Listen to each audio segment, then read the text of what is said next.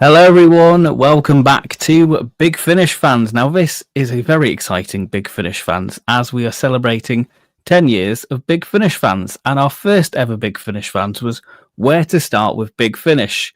So we thought, let's do a Big Finish and do a Redux and talk about where to start with Big Finish since it's been 10 years. And there's going to be a load of new listeners joining Big Finish this year with Jodie Whittaker, the Fugitive Doctor, Sasha Dewan's Master.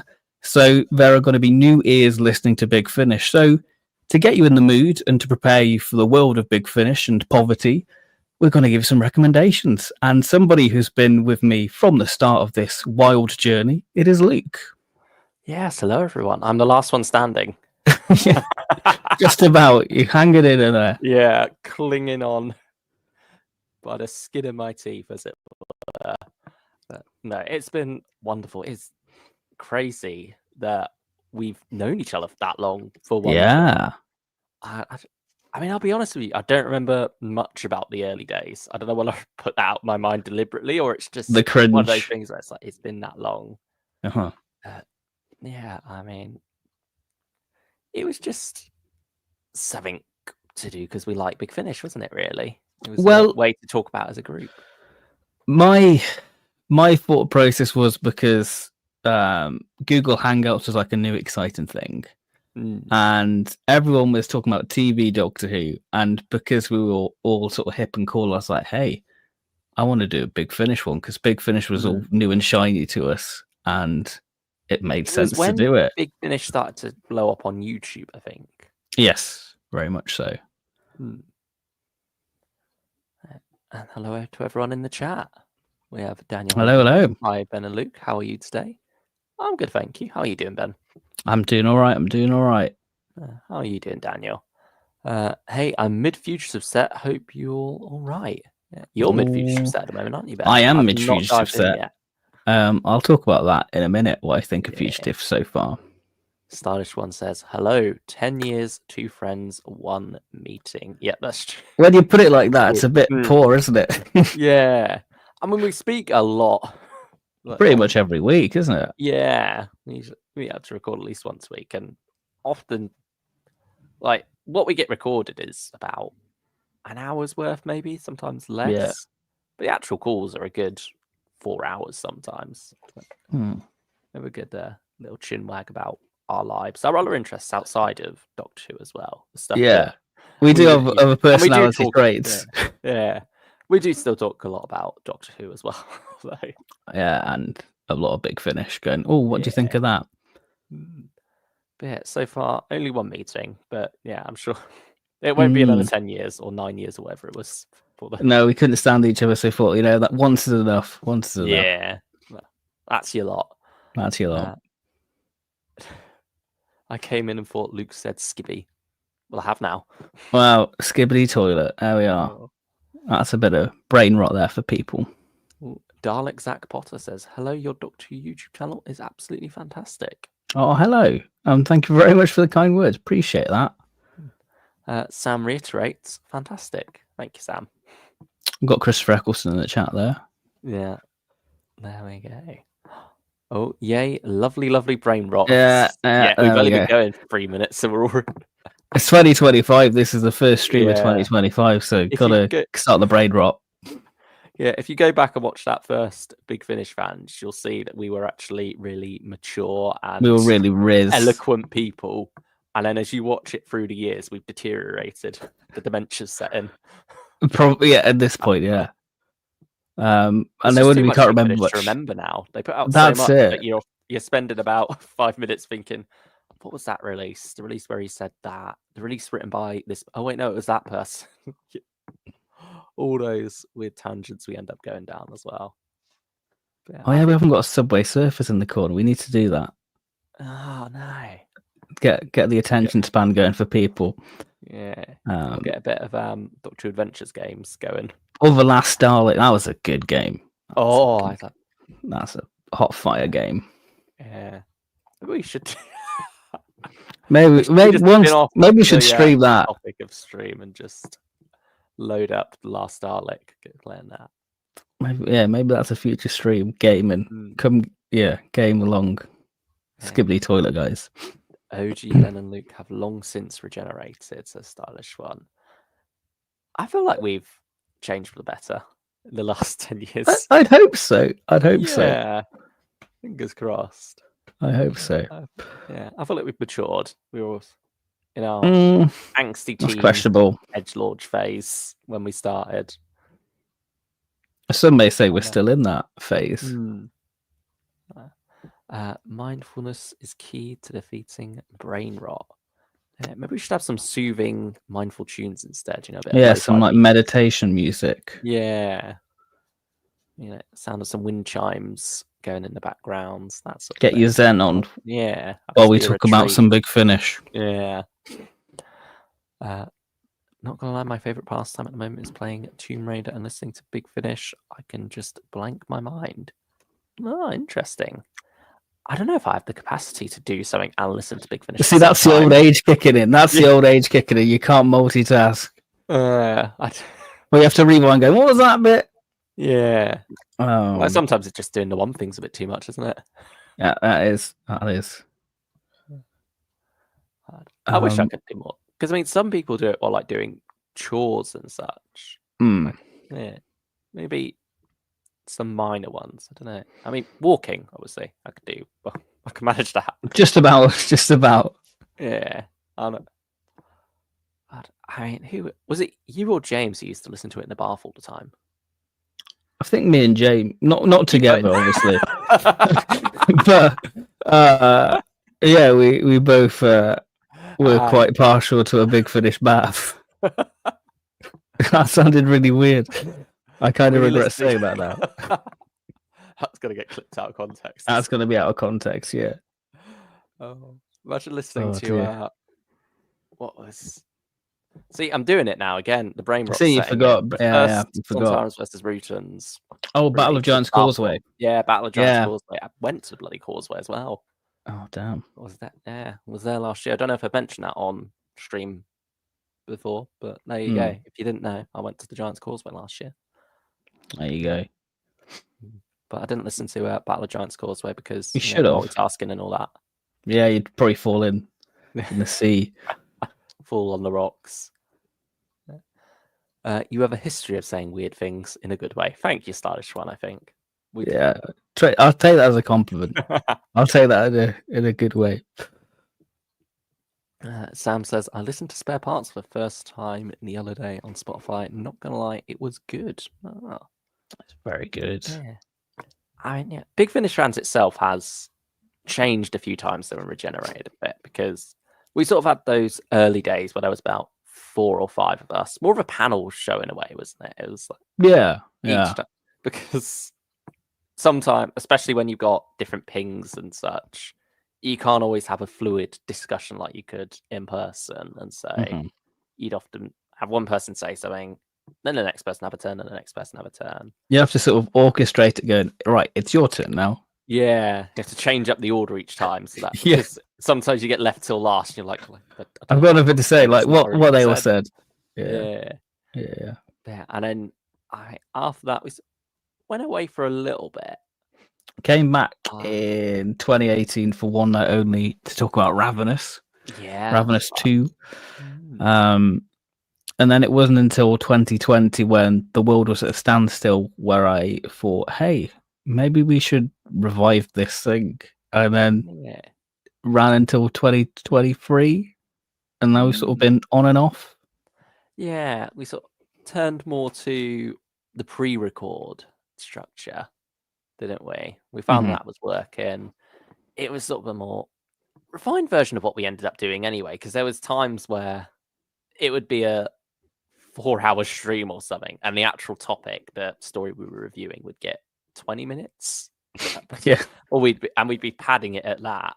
And so it just made sense to, make that into a video and then make these streams a bit more special as well. Make things like we're doing today by celebrating 10 years, looking at where to start and, picking those topics that really deserve to be a stream. Well, you get a good engagement. Like everyone's going to have their own starting point with Big Finish because nobody has the same path with Big Finish. Yeah, very true. I mean, we've spoken about our starting points of Big Finish often enough over the last year, as it was, 10 years of us being Big Finish listeners. So yeah, we did get on to Big Finish fans pretty shortly after that. Yeah. Yeah. So where I was going with that was let us know your starting points with Big Finish in the chat. It'd be interesting to know. Yeah. What was the one what sort of made you become addicted and I guess poor? That's very much the case at the moment. And running out of space as well, if you've been. Yeah, definitely. This year's going to be a tricky one with where to put the CDs. Ooh, there. Starch one asks, what happened to the OGs? Some of them we're still in contact with, to be fair. I think life happened, really. I think that's why it stopped originally, because it's trying to get everybody there, but because everyone's got their own little thing doing, like, I can't. But now I've just got Luke. He's kind of easy to like, hey, you free? Let's do it. Yeah. I mean, most of the time, I thought our work schedules don't exactly align the best a lot of the time, because I'm a Monday to Friday boy, and then I get the weekends off. You often end up working the weekends with your job. And so it's sort of balancing it for a night that we're free. Neither of us have to be up too early the next morning usually, but we make it work. I think we do. But yeah, when it's just the two of you, it's easier to find that time. When it becomes 3, 4, 5, suddenly you take about 6 months for the stars to align. Yeah, you've got to put in a request like, hey, we're going to do it this day. You free? Yeah. That's it, really. It's just adult friendships in a way. They're weird. Yeah, you're still friends, but you don't really speak. You don't need to. Yeah. I think we do have the occasional interactions with them. Yeah. I mean, there's one where we've kind of wanted to do like a like a versus Big Finish. It's just we need to actually now. Yeah, we need to actually pull our finger out. Yeah, and just get on that. Yeah, an OG will hopefully be returning if he is still willing. It's been a while since we discussed that, so he might have moved on now. But yeah. We're certainly still keen to. We're still up for it. Yeah. So that's that may even be the next stream. Who knows? But yeah, the OGs are still very much alive. Yeah. I've got my order for season 7 on Blu-ray for the Third Doctor, says Daniel Hager. Nice stuff. I've still not put in my order, actually. I need to get on that. Yeah, I imagine you did day one. Yeah, and I'm very happy. It's out on my birthday, so I'm like, happy birthday, me. Oh, nice. So I'm really like, I did a tweet a week before it was announced, and I feel like the stars have aligned, and I'm like so excited. Yeah, they've had a little preview in the latest DWM, didn't they? Yeah, mine's not arrived. That's a shame. So that'll be tomorrow. So I'll look forward to looking at the disc breakdown in that. Yeah, tucking into it.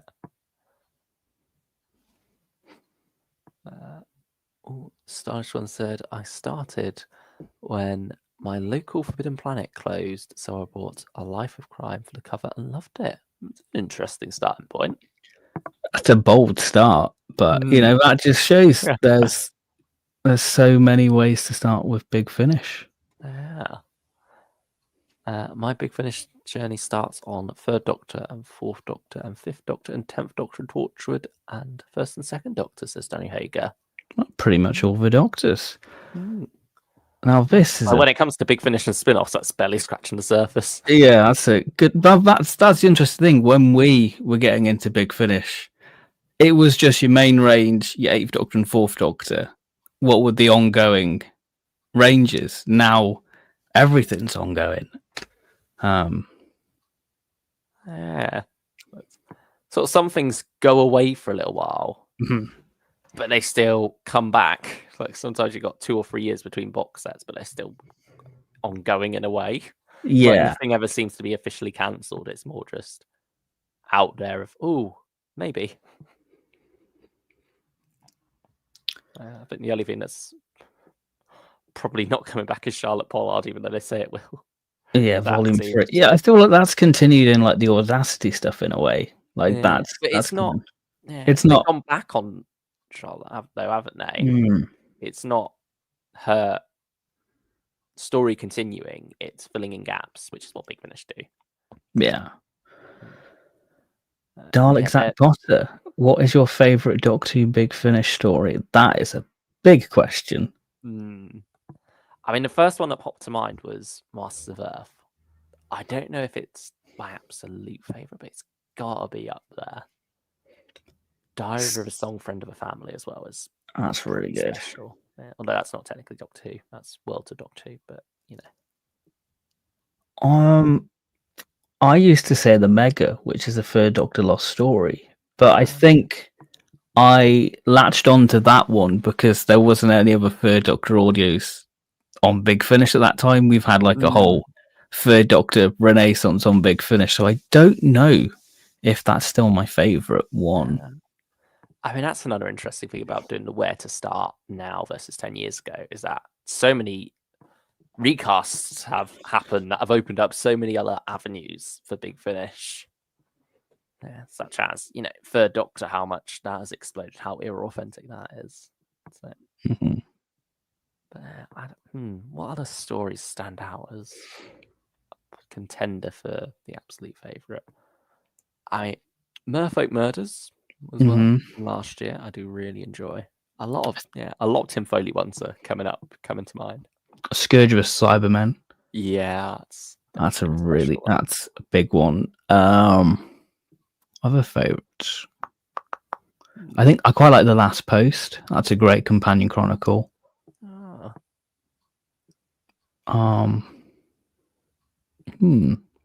Peterloo Massacre, I adore. Yeah. Aquitaine, that's another good one. Those two. Blazing Hour, Hot Fire. Strong. Harvest Cybermen's good. There's so many good ones. Yeah. Jared Cooper says the title that I share with people to get them hooked is The One Doctor from the main range, a great light story which introduces the format in a fun way. That's fair. I suppose that's one of the cheaper ones now as well, isn't it? So yeah, plus it's on Spotify. I guess we can talk about ways of experiencing Big Finish without the paywall. Yeah, that's something else that's opened up a lot more in the last 10 years. Yes. I've been seeing 5 ink figures return to comic stores again. 5-inch figures, sorry, Sam. At a discounted price. I've been onto them before they go away for another 10 years. You've got your little Shooty figure. Yeah, I should probably get a Millie to go alongside him. Yeah, well, Millie's done in lesser quantity compared to Shooty, so Millie will be a little bit more rarer. I think I saw them going for 15 on Argos. I don't know if they're still. I think so. Yeah, I'll probably get that one as well. And then hopefully they will give us a Belinda or something. I hope so. Yeah. I mean, in fact, I think some fans did an interview with Alduar, didn't they? Podcast. Yes, yeah. Yeah, supposedly that's got some, not necessarily juicy details about exactly what's happening, but some teasers, it seems. Well, it seems like we're getting a Jodie TARDIS re-released in B&M. Okay. With a Jodie? Well, it can either be 14 or 15. I don't think that's true. That'd be wild if you're getting a new sculpt Shooty in a B&M set. Well, you probably could get the Joy to the World Shooty, couldn't you, really? That's like the closest thing I can think they can do. It's just funny, because the Vortex ones seem to be the more premium ones, don't they? This new generation, but at the same time, it makes sense for B&M to get them as well. Yeah. Big Finish audio people should listen to the Third Doctor Volume 7 and the War Doctor range, as it's got an amazing story. Third Doctor Volume 7, yes, definitely. That's really good. War Doctor Rise at the moment. Unknown Soldiers I finished recently. That was a fun one. Yeah, I really enjoyed that one. Not quite as much as Morbius the Mighty, but I think it's nice that it's doing something different from that, but still producing a very good 3-hour story. It knows how to kill characters. Yeah, that's true. You get attached to a character, they're gone the next thing. Like, oh wow, we're actually doing this. Like it's brutal in the best way possible. It did actually move me quite a bit towards the end.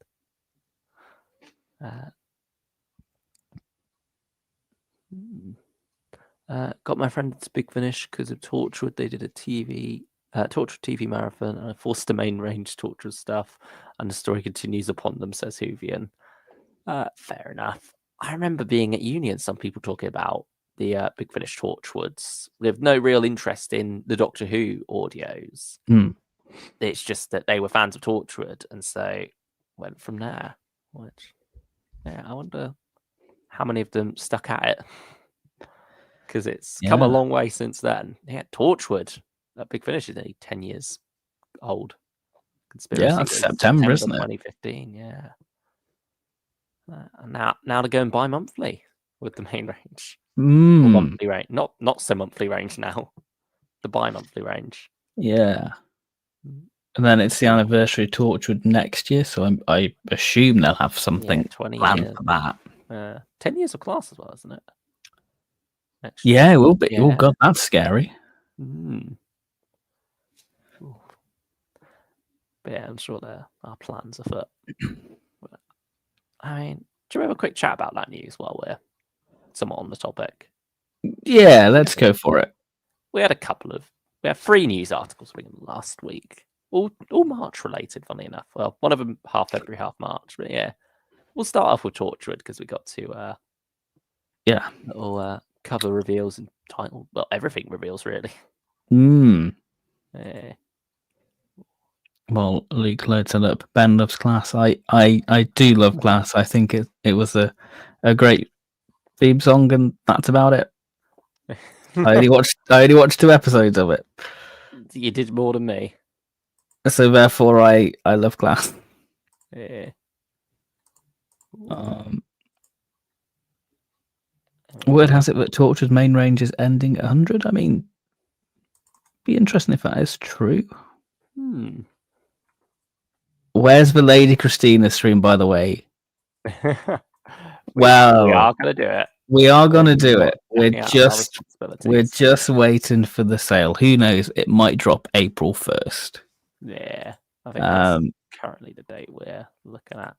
We were hoping it would be in one of the many Big Finish sales recently, but they've not put it on sale yet. So blame Big Finish for that.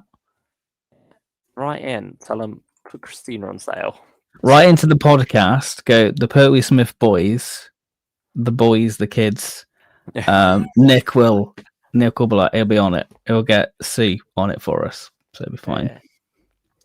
Oh, here we go. Torchwood Inseparable, a Torchwood 1 monthly range story, written by Helen Marshall and Malcolm Devlin, who I think did The Hollow Choir, if I remember rightly, was their previous one, which I did listen to. It wasn't too bad. Yeah, this is basically a Valentine's Day special again, because they like doing these, don't they? I think they've done one the last 2 years. Yeah, I think so. Or no, not quite last year, because last year it was. Was it Gooseberry?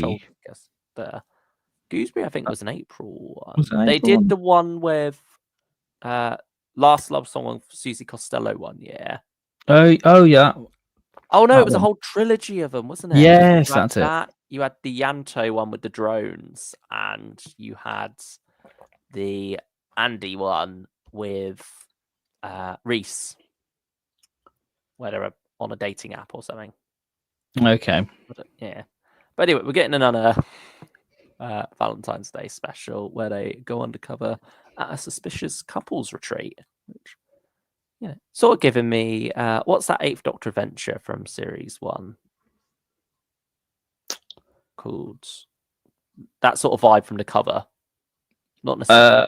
No More Lies, as you're thinking, or No More Lives, I think. Or Eternal Beloved or something? Immortal Beloved? Immortal Beloved. I don't, just with the garden aspect of it, Okay. I don't think the story will be anything like that, but that's just. Is it going to be Crinoids? Because obviously, it seems to be the year of Zygons. Yeah, Zygons though. Zygons are everywhere. Yeah.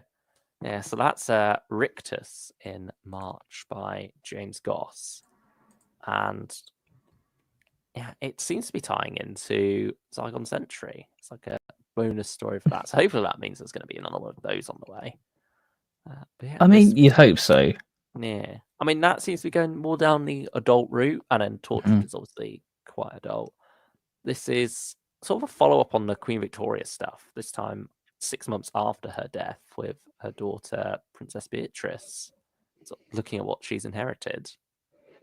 And yeah, something called The Smiling Man is coming, which is probably why Zygon is looking extra creepy there on the cover. Yeah, I like the title as well, Rictus. It's an interesting word. It is a tempting one, that one. You've also got some very creepy babies in the background. Have you seen them? Have you got babe? Oh, is it like on the right and the left of the Zygon? They're like crawling up the wall with their heads twisted backwards. Oh, is it like Stooky Bill? I don't know what it is, but they are creepy. It's a very unsettling cover. It's like once you see them, it's like you can see the nappies there. Oh, Have you spotted them? Yeah, I see. I'd about to be creeped out if you said no, I haven't. It's just me seeing them. It's my red lady. Oh my goodness! They're getting closer each time I look at the cover.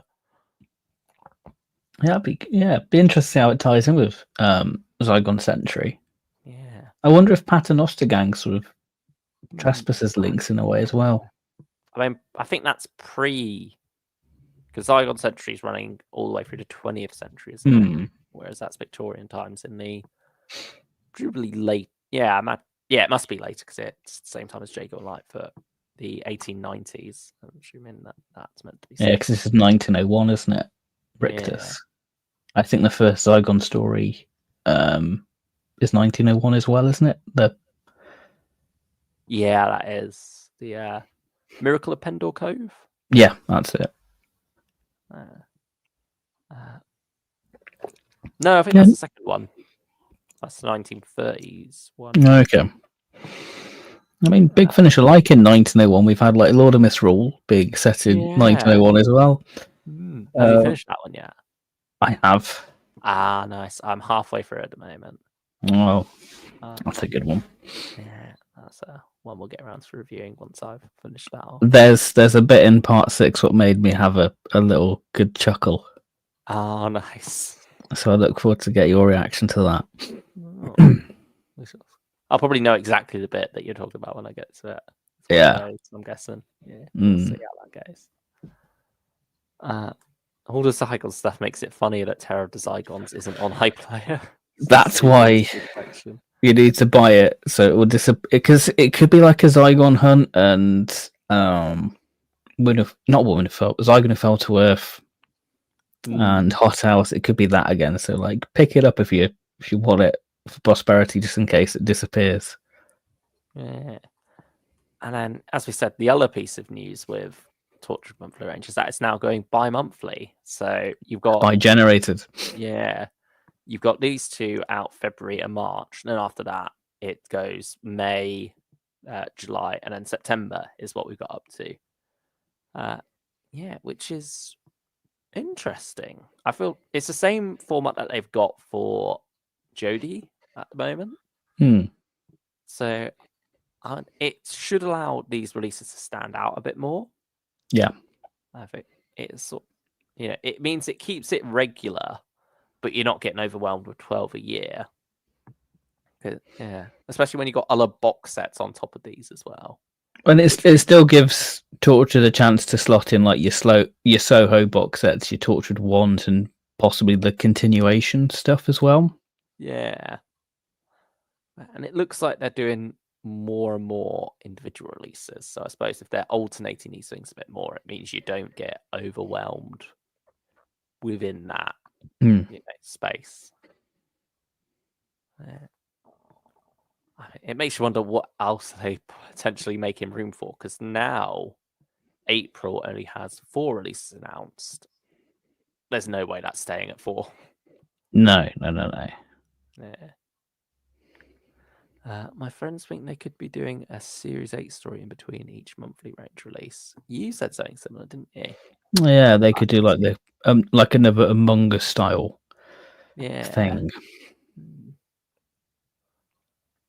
Yeah, interesting. It's going bi-monthly on the 10-year anniversary tour to the Big Finish. Yeah, that's true. And it will be, yeah, it will line up with September. Yeah, I wonder if there's something special planned for that one, or if there's other box sets around it. Because, or do you save it for like the year after, for the actual anniversary of the show? Yeah, that's true. We'll do both. I don't know, have something little to celebrate the anniversary. Yeah. But in other news, Susan's Wars continuing in March. Nice cover. Yeah. We sort of knew it for a little while, I think. Because it was on when they did the new website launch, it was listed as March. And then when they went back to the previous website, it was disappeared again. It just went available TBA. And then they snuck it on there for March. And now they've officially given it a cover and some story details. I mean, it definitely seems more interesting than Family Ties, which still yet to listen to. Yeah, because you got Vord, which seems like it's doing a similar thing to the Sensorite story. Yeah, they're reaching back a lot into the 60s villains, which makes sense with Susan. I mean, it gives it its own flavour of Time War stuff. Yeah. I mean, it's interesting having the War Doctor earlier in the Time War. It's nice to get a technology. New image of the War Doctor, because I think last year they recycled the same sort of image. It's a good image, though. It's a good image, yeah. Yeah, and ultimately they are all unlimited what they have to work with the young War Doctor. Yeah. I'm reasonably excited for this one. Yeah, I think out of when this was announced, this one I was more excited about. And a part of me is shocked that the War Doctor's involved quite heavily within. I thought it'd just be in the one story like usual with these things. With it being called Grandfather Time, it makes sense. Yeah. It's very much about them as a duo. I wonder how they will balance that with it still being Susan's story. Yeah, without it just being a Doctor Who story featuring Susan. Should be some good character stuff in there, I feel. Yeah. Just see how they strike up that balance. But I do need to get around to Family Ties Day. So we can do the tier list video. Yeah. And finally, there we go. More Zygons in the Paternoster Gang Last Stand. So it's definitely a big year for Zygons as they turn 50. Yeah, and McGann's in it. So a lot of people were speculating that Jodie could have been in this, but I think it would have been weird to have Jodie in like the fourth set. And I think that would ruin the debut of her. Yeah, I can see that actually, because then you got people coming in who haven't heard the previous ones or feel like they have to hear the previous ones. I feel like when you're getting it, well, then again, they did that with Once and Future technically, but that they get away with a bit more because that's the big anniversary event. And I guess because it was a coda as well. It was the main story had finished at that point. I mean, I've not listened to anything but the first episode of Paternoster Gang Trespassers, so I don't necessarily know how it'll work with the Doctors in it. It could be that it makes total sense for McCann to come back and go full circle with the first set. Part of me is a bit disappointed because we were theorizing, which Doctor is it going to be? I think 6 was the one we settled on as our safe bet. But no, I didn't imagine McGann, even though he's often the safe bet if you're going to have a Doctor guest starring. I'm very happy because if it was like the third Doctor, I was like, maybe you've got me. That was because I felt so proud of myself that I said no to Volume 2 having Tom Baker, because normally when it's got Tom Baker in, I buy. But I'm safe. Yeah. McCann was not in this much when he started, so Starch one. Very true. He had his That's true. box set of the year, and then that was it for him. But now he's bloody everywhere. Every classic Doctor's set. Yeah, he must bring in a good amount of money for him. Oh, he's got to be like one of the top sellers, if not the top seller of the Doctor. I mean, Fugitive Doctor could be a top seller now. It's out of print. Most Wanted. Yeah. I mean, I like the sounds of this villain, though. I think it's Brotak. It's the Zygon they've got here. He's always like this London criminal who just happens to be a Zygon. I think that's rather amusing to go up against the Paternoster gang. And yeah, I mean, more Zygons. Again, we did have that tease when they did the relaunch stuff for 2025 saying, oh, a returning monster against either the 5th, 6th, or 7th Doctor, I think it was, or 6th, 7th, and 8th, actually.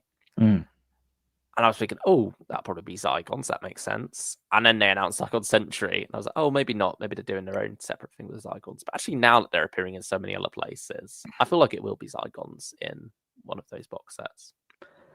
Yeah, because I think the original thing was like a monster we've not used for like 10 years. And I think that lined up with Zygon Hunt. Yeah. So yeah, I feel like that's coming. I'm hopping back on that horse, placing that there again.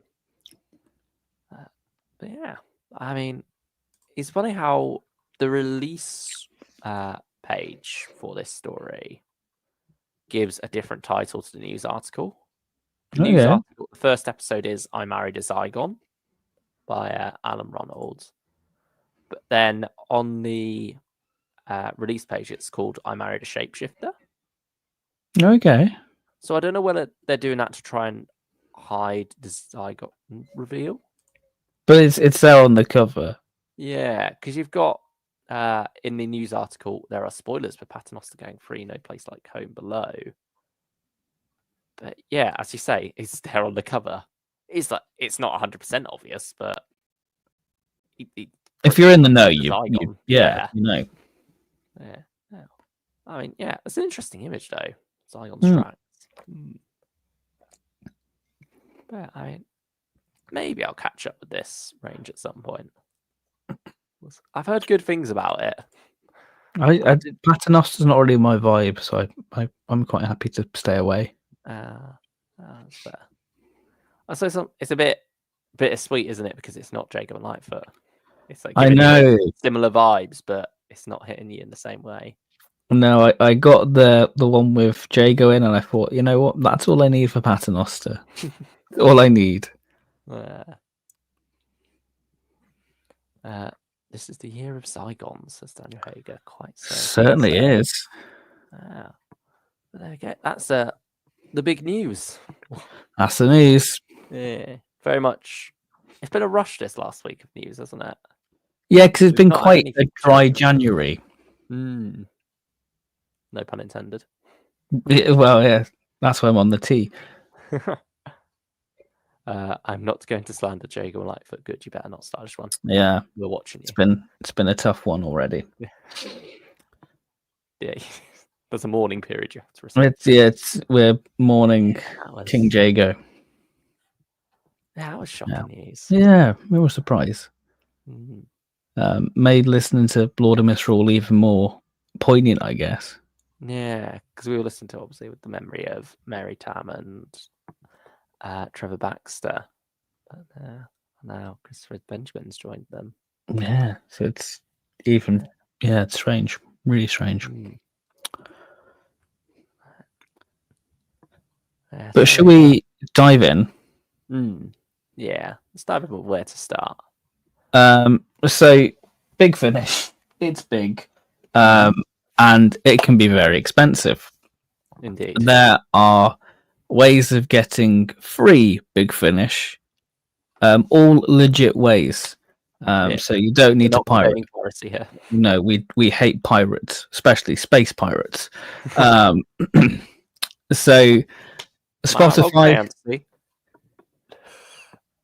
Okay, moving on. So Spotify, great. It's got many free Big Finish. God, that's crazy, man. So if you've got like a premium account, you can dive into like the first 50 main range, some spin-off stuff, wealth of stuff there. You have the Doctor Who Big Finish podcast is Into the TARDIS, where they have literally, I think it's a weekly installment where you get a weekly hosted part a week, isn't it? Yeah. So they've got some quite up-to-date recent stuff, because I think the last time I checked they had Primord, which was a 2019. I say that's recent, that's 6 years ago. But still, they've got the Great White Hurricane on there as well. Mm-hmm.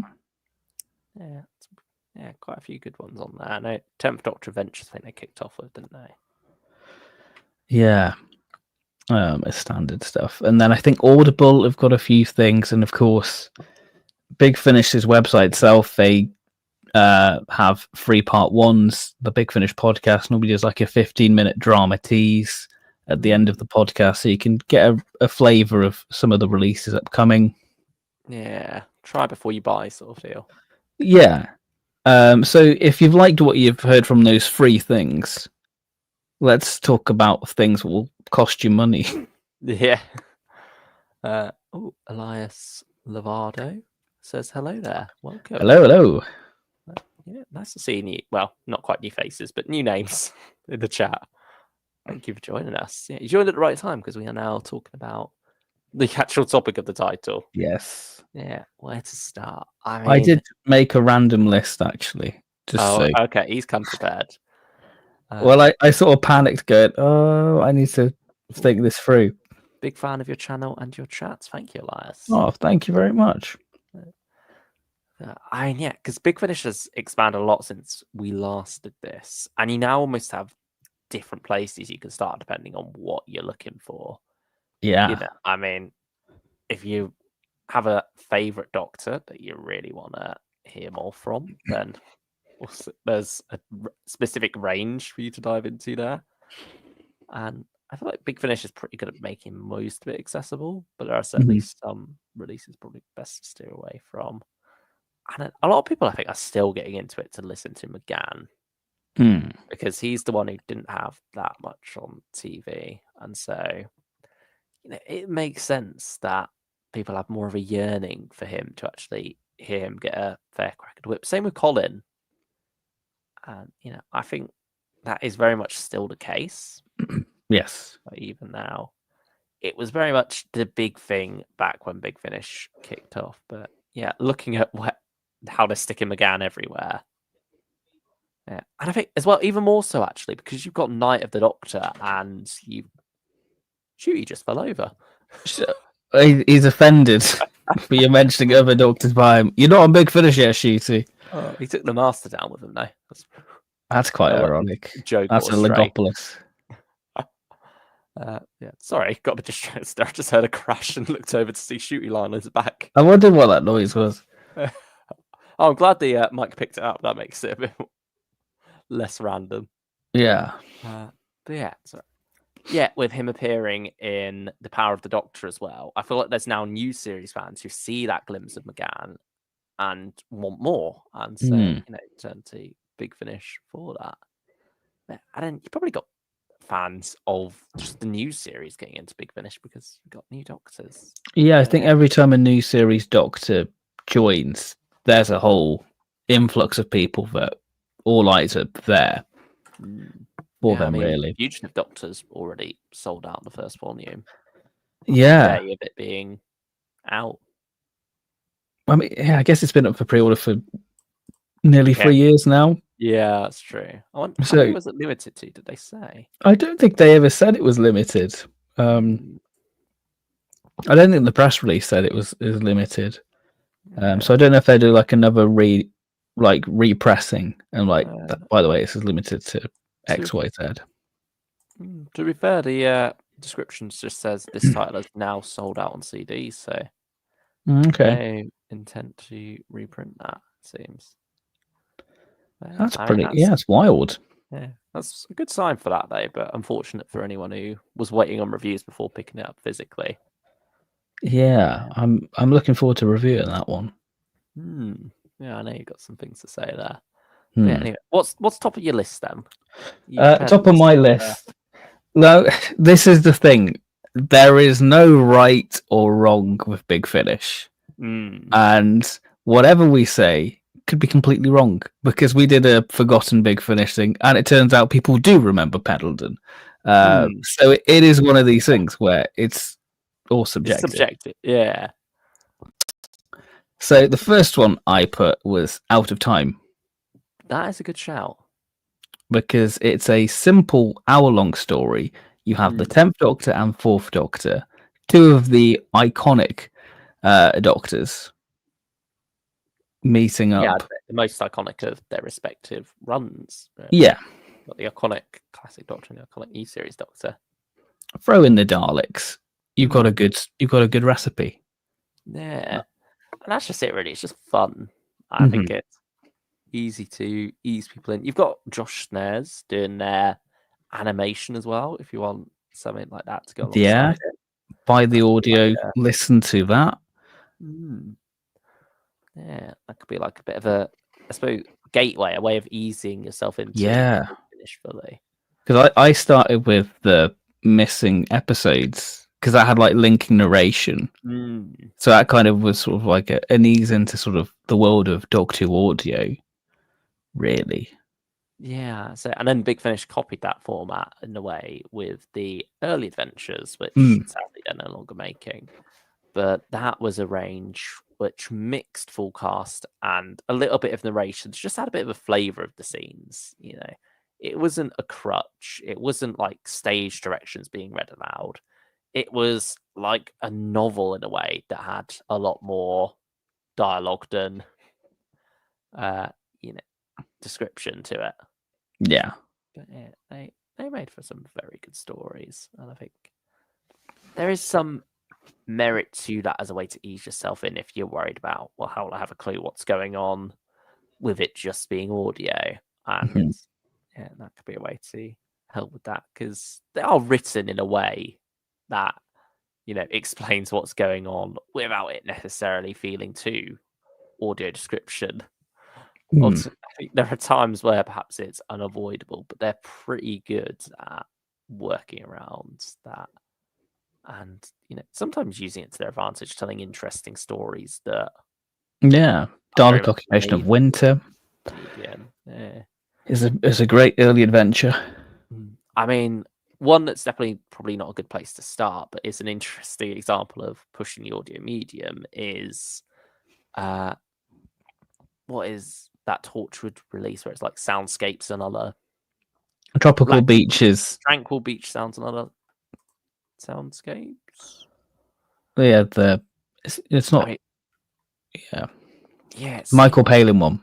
Yeah, that's So Michael, like it is actually him doing the recording of this, where it's like this. It's a self-help tape that is actually evil, and it's a Torchwood story. Maybe that's quite good, because it's kind of like talking, isn't it? It's just somebody talking. You can listen to it while you sleep and try and sort your life out, but it's a Torchwood audio. I don't know. Tropical Beach Sounds and Other Relaxing Soundscapes, number 4. There we go. It's it's certainly a mad one.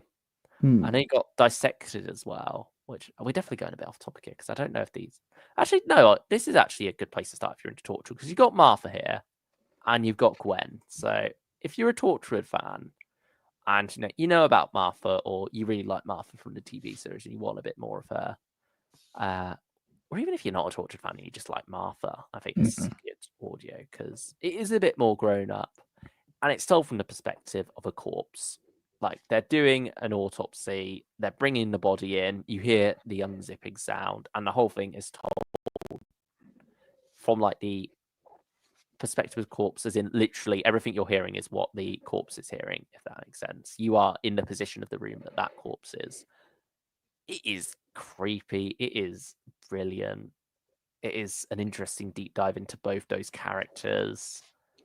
I'd say that's a good place to start. If you're looking for a Torchwood to start with, I'd say Dissected is the one to perhaps go for. Yeah, because I think that's the key thing with getting into Big Finish, is taking something you're very familiar with. So whether that be a monster or a Doctor, that can be a great gateway to start imagining these stories, I feel. Elias asks, is the Martha story just as dark as the general Torchwood stories? It's not your darkest of Torchwoods. No, I think that's bleak Torchwood stuff. Yeah, it's definitely a step up from from what she was doing on Doctor Who. Yeah, that's it. Probably more 12 than the 15, I suppose, is how I would describe it. The new series Joining Big Finish was what got me into it when River Song won, Churchill Years 1, and War Doctor 1 dropped, and then decided to follow River into Doom Coalition, and then got into the 8th Doctor Adventure, says Dr. 908. Interesting. Interesting journey. Yeah, getting into the 8th Doctor through River, which I imagine was part of the point of putting River in Doom Coalition. Yeah, I imagine so. Yeah. I mean, speaking of River, I did put River on the list, actually. Okay. Which River did you go for? I went for Friend of a Family because I think it shows the potential of the character. Yeah. The one thing I don't know if it's necessarily the best start point because it is a 4-hour one. And as brilliant as that is, as much as it sustains it, I don't know how much someone who's new to listening is ready for something that long. But yeah, I think certainly if you're looking for a place to start with River, but you're used to audio drama as a format, 100%. Yeah. Friend of Family. Yeah. Elias also asks, how dark are the 11 and Valkyrie Chronicles?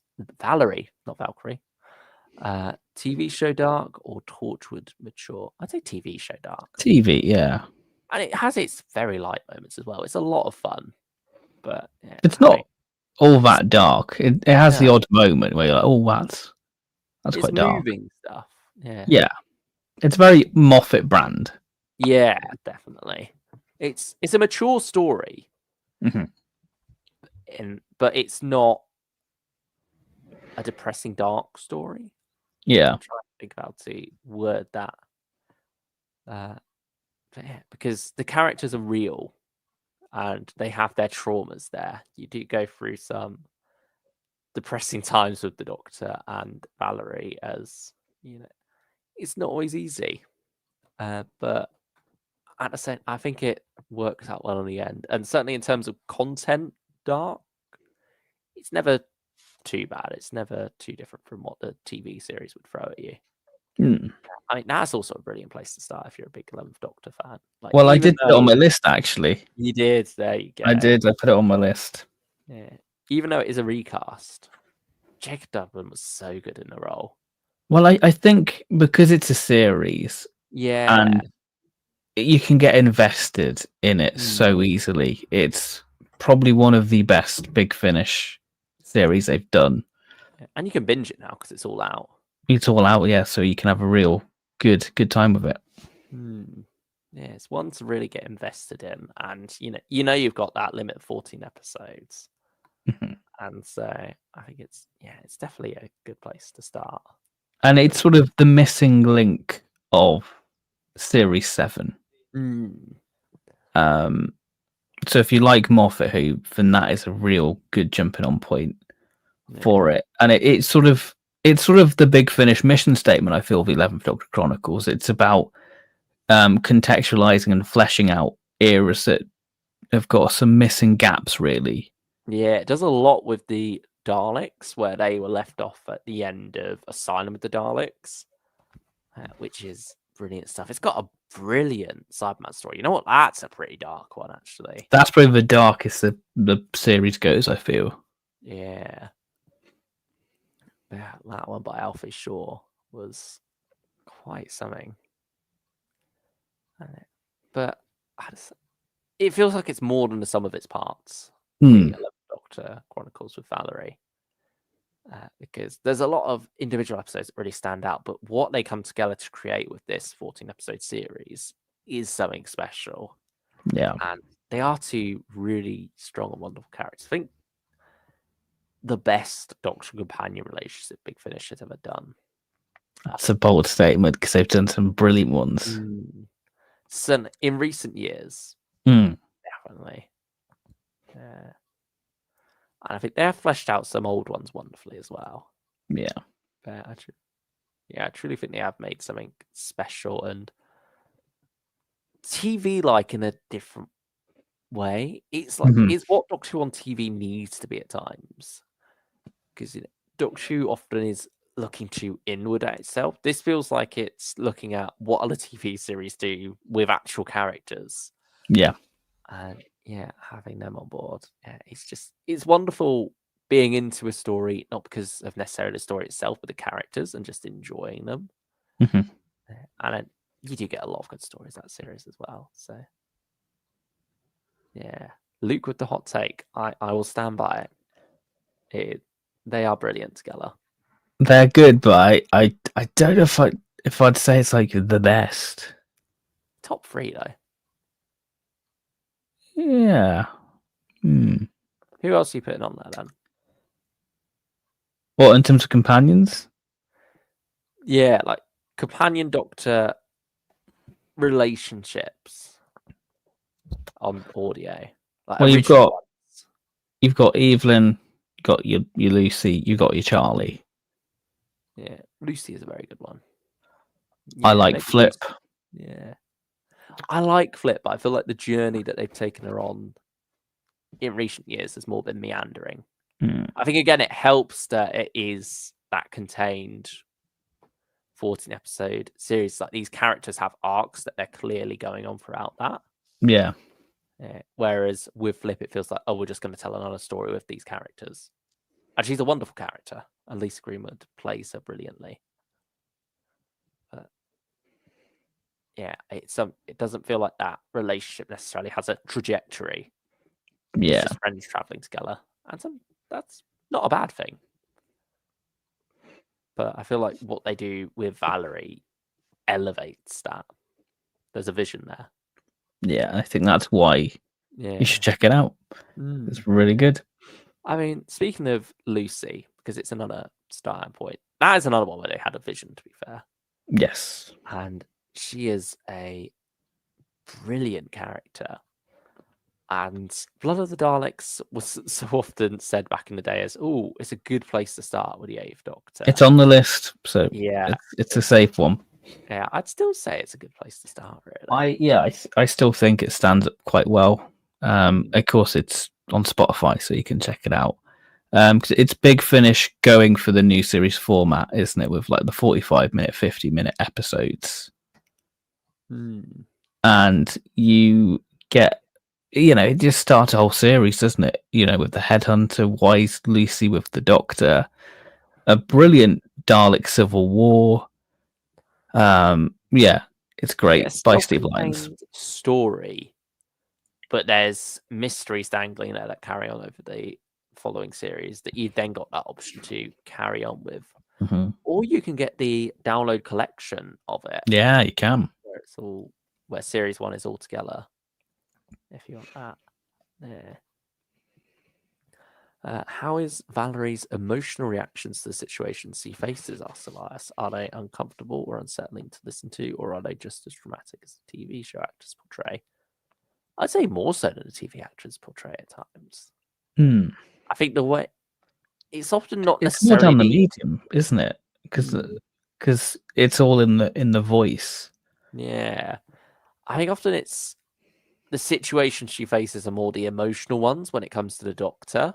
And like how alien he is at times, how he can be manipulative. She is a companion who will call that out. And I think often it's that side of things that she gets the more emotional reaction to.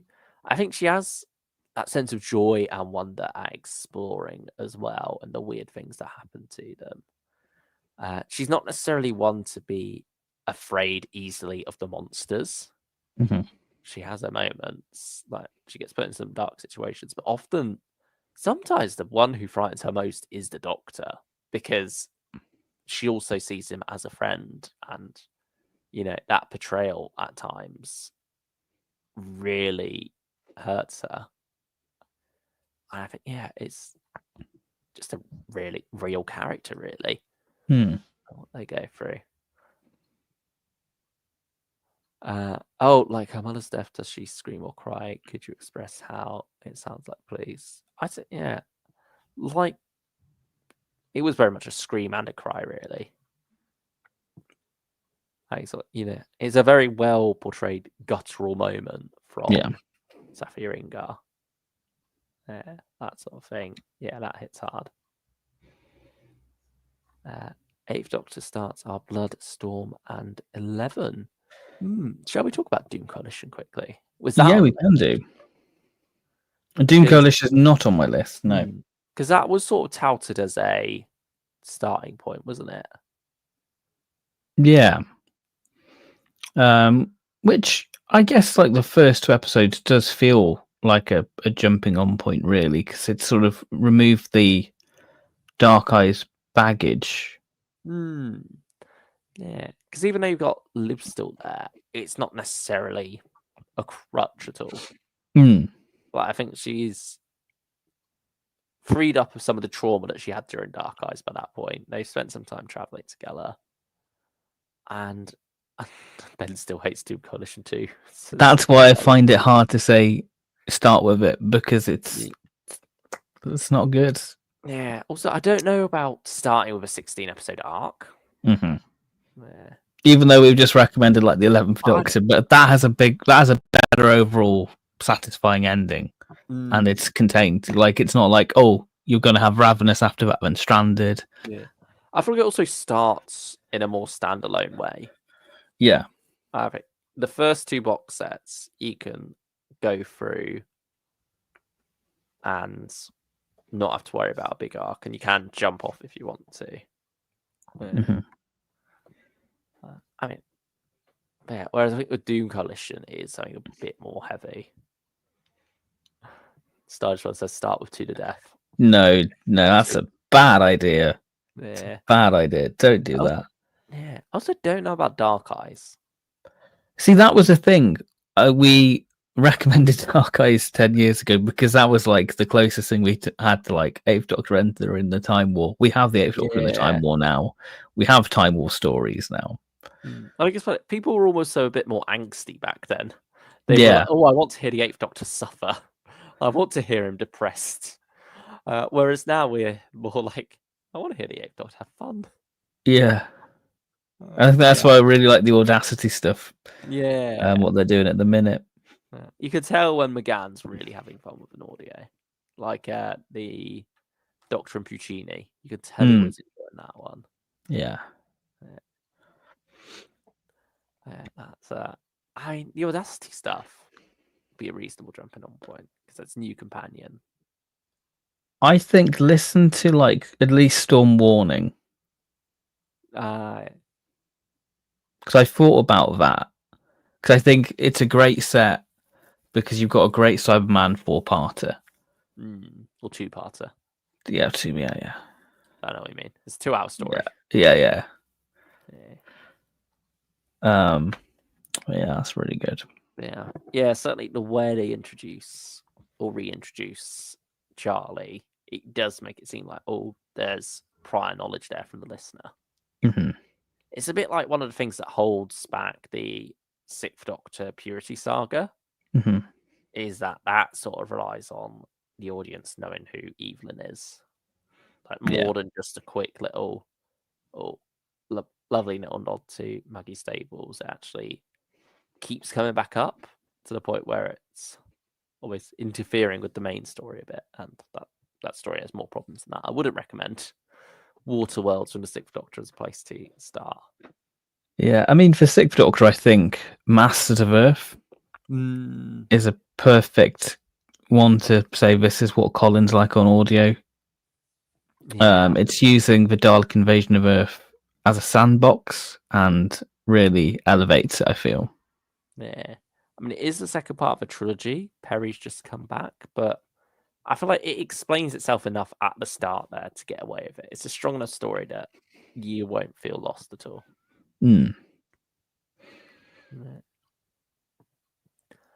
Well, I mean, what about the first Doctor? Have you got anything for him? I was umming and ahhing with this one because I would say the David Bradley set volume 5 5?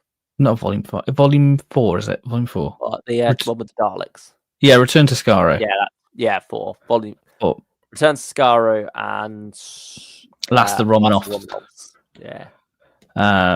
Because again, it's a really great Dalek story, and if you put it into the context that this is the second time the Doctor and crew have met the Daleks, and the Daleks might not be bad, they might just be misunderstood. But no, they're evil. That's a real great one. And then Last of the Romanovs is just a real interesting historical. Yeah, that's definitely the strongest of the first Doctor Adventures box sets. I think in terms of Stephen Noonan stuff, a part of me wants to say Outlaws, because that was the start of the range. Yeah, not that. I mean, there is a bit of an arc building now with Fugitive and the Living Darkness. But I don't know, is he grabbing it? No, I've not got it. No. It hadn't gone on the shelf yet. No, it's on the shelf.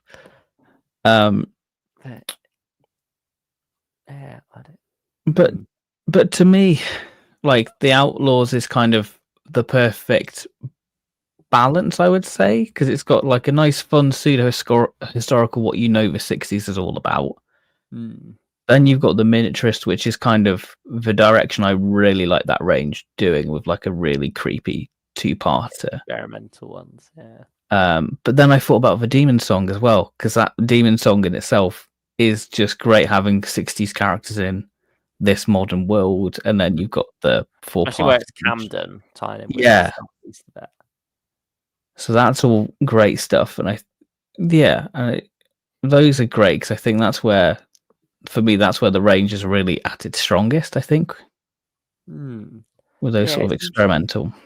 Because when you look at the Time Warrior on TV, that was in a way the first relaunch of the show. It was the first format.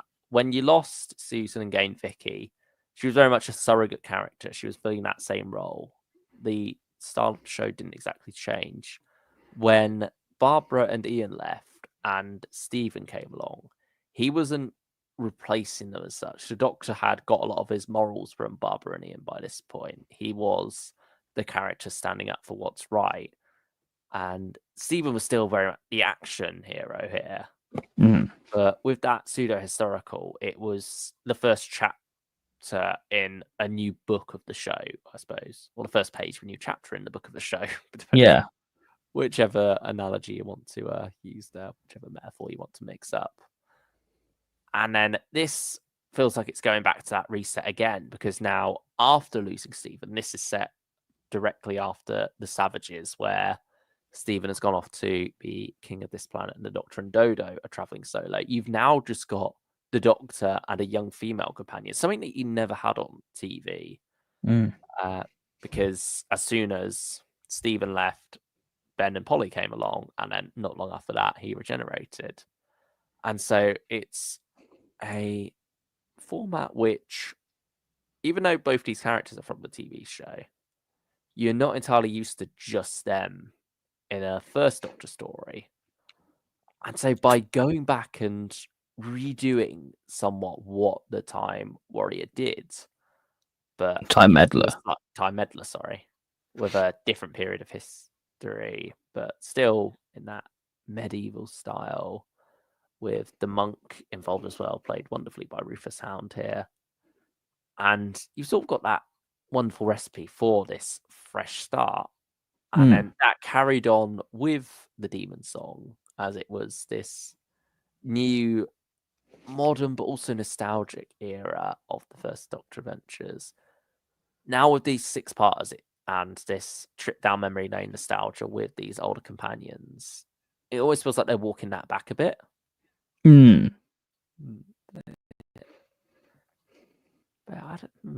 Maybe Fugitive, I'd say, would be a good place to start. Yeah, because it's very much, if you like the chase, you'll have a great time, and I think it's a love letter to the Hartnell, isn't it, especially? And Vicky is wonderful throughout it. It's great character moments, isn't it? Yeah. That's it. If you're a fan of Vicky on TV, then it's a pretty neat one to pick up and have that one last hurrah with the First Doctor. And some emotional moments between the pair. But, I mean, Second Doctor wise, Operation Werewolf is pretty authentic if you're going for the Michael Troughton stuff. See, my first Second Doctor was Lords of the Red Planet, which was the genesis of the Ice Warriors, which I feel like could be a bit hit and miss. I think for some people, but I really like it. If you're going down the more narrated route, there are some brilliant early adventures, both First and Second Doctor. I mean, in terms of early adventures, I think going back to the First Doctor, Dalek Occupation of Winter. Yeah. I mean, you've then also got the option of carrying on the series in an ideal world, because Series 5, each story leads into the next one in the way that the 60s stories did. You have that cliffhanger at the end, but it's not an arc as such. The Sontarans is a great one as well. That's brilliant. But yeah, Second Doctor, Beyond War Games, I think, because that was the start of I think that's the best. Yeah, I don't dislike Beyond War Games, the box set, but yeah, I don't know how much I could recommend it because I'm not a fan of where it goes after that. I think because the first story is like 15 minutes as well. It's like nice little snapshots of Big Finish Doctor Who. And it's a very interesting start to the series, and probably the most interesting the series goes so far. And then we have a very traditional 60s Ice Warrior story with the Second Doctor reuniting with the Brigadier. Yeah. Starship says, "Oh no, not Troughton slander." Hey, I'm listening to the Cruditane Faint at the moment, and that is very strong stuff. That's the best Michael Troughton story. I mean, speaking of classic Doctor's New Monsters, I'd say that's a reasonably good place to start because you've got these 1 hour stories, you've got a collection of them, you've got monsters that you're familiar with if you're a new series fan. It's, these rather new series style stories with these classic Doctors. I think certainly the first two sets are made pretty accessible. Yeah. I feel like even though Volume 3 is my favorite at the moment, we'll see if Volume 5 can trump it or not. I don't know if it's as good a starting point as those first two volumes. They just felt very new listener friendly. And they're ones that are actually often free, I think. Yeah, I think they're all on the podcast. Yeah. On all of these sounds as well. Yeah. So yeah, they're certainly good ones to get into, I think. They're nice little starting points. Yeah, Fallen Angels, start from there. Yeah, I mean, it's a bit more experimental. Yeah, Julian Chain is brilliant. I mean, I think my favorite is the most recent set, Faithful Friends, but I don't know if I would recommend it without having, like, if that's your first Paul McGann audio. I don't know. I don't know if that would be like a good McGann. Like, it's a fun one, but I don't know if I'd like that if that was my first McGann. Yeah, so even like I said, I prefer 3 and I'm liking 5 a lot. I do think there's something about 1 and 2 that is very geared to new listeners. Yeah. Quite accessible. I mean, as much as we loved getting classic companions in the more recent sets, there's something about it being a Doctor solo that does make it more accessible. Well, you get the companion of the week, don't you, really? So it's... Yeah. It works well. Was one of those companions of the weeks. And Philomena Clunk as well. Same story. Tyler Morgan. I mean, Third Doctor is the biggest. This is the main thing that is crazy to think 10 years on. Yeah. How big a part of Big Finish Tim Treloar has become. How, Big Finish really have succeeded in that mission statement of recreating an era. It took time. It wasn't right straight off, but they persisted. And I think the range has reached a very strong place. I think it reached it in Volume 5. From then onwards, you got some really good stuff. You get the odd stinker, but yeah, I think Volume 5, I would say, is a really good place to start because that's when you bring it kind of along. Yeah, that's on Into the TARDIS as well, so you can check that part one of these Prime One out. Both of them are actually on there. Yeah, I think so. Yeah, that whole volume. I think Annihilators. I know we gush about it, but I think if you want authenticity, that's it. Because season 7 just has a distinct flavor of Doctor Who, and the Annihilators just distills that flavor. Yeah, it really does. We've said it so many times. You can hear the film grain of it, and it's a really interesting multi-Doctor story because I think we're so accustomed to multi-Doctor stories now. It's hard to find something new and exciting, and I think that this was a real refreshing change of doing a multi-Doctor story. Yeah, I feel. Yeah, and I mean, if like Ben, your favorite classic era is the Third Doctor era, I mean, me as well. I love that era. Then it's wonderful that you can turn to Big Finish, who, even though they have these recasts, have recreated the era so faithfully. It's the most faithful, I think. And I think it's because of I mean, it's a very distinctive flavor. Like some other eras, like First and Second Doctor, are a bit all over the place at times, like even from story to story. And part of that is because producers often ended up changing and script editors. Doctor Who didn't really find that long-term stability until Barry Letts and Terrance Dicks came along together and produced most of the Pertwee era. And so I feel like because there is that love there, because there is that distinct flavor, but not much of the original cast left, there's more of a push to recreate that authentically so that it helps the rest of it all feel right, really. Because when you've got the actual actor there, like Tom Baker, like Colin Baker, you can step away from the original era a lot more. I mean, in Colin's case, it's probably for the better that they do their own thing. But yeah, I think they have done wonders with those, whereas with the Third Doctor, they've done something very different and equally as wonderful. You can't go wrong with it. I don't think it's just the jewel in the crown of Big Finish, I would say. Yeah, easily. It's something that's always exciting, and the fact that we're getting 6 and 7 parts now is wonderful. It's one of the great joys of this relaunch in the current era of Big Finish, I would say. You were meant to you were the chosen one, Luke. You were meant to destroy the Pertwee era lovers, not join them.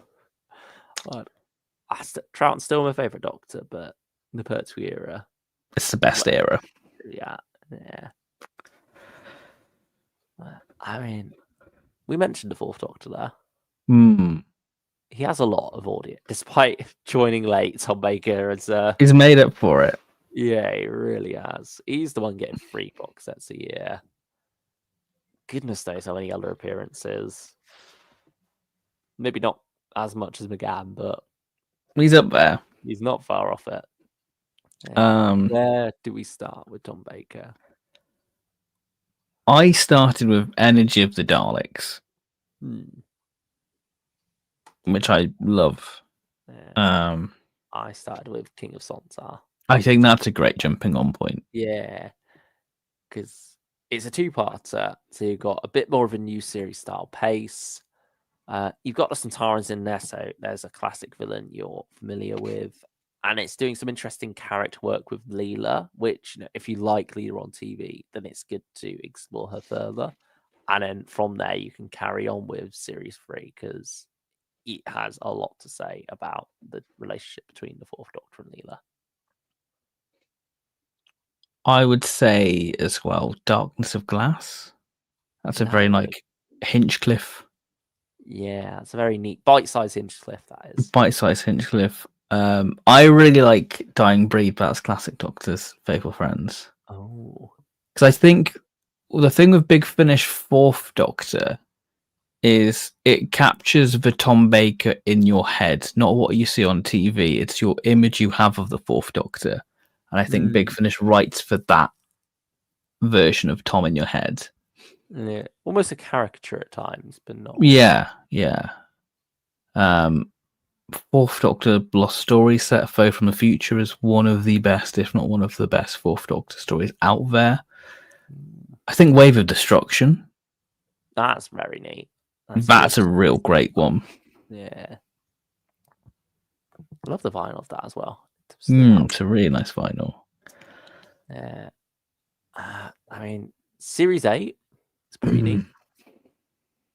Yeah, I think that's a nice little mini series, isn't it? Really, that's how you do a series. Yeah, I mean, it depends what you're looking for. I think Big Finish covers a broad range of Fourth Doctor love there. I think the only thing, if you like the early Hinchcliffe era, there's maybe not so much for you there. Curse of Time, I can't really recommend. No, I wouldn't recommend that. And yeah, the Lost Stories, other than Return of the Cybermen, I don't know if I'd quite recommend. Which I feel like we're the only two people who like it. So I don't know. Out there. If you like your 60s Troughton Cyberman stories, it's an interesting one to listen to because it's very much in that vein, but with the Fourth Doctor, Harry and Sarah instead. Yeah.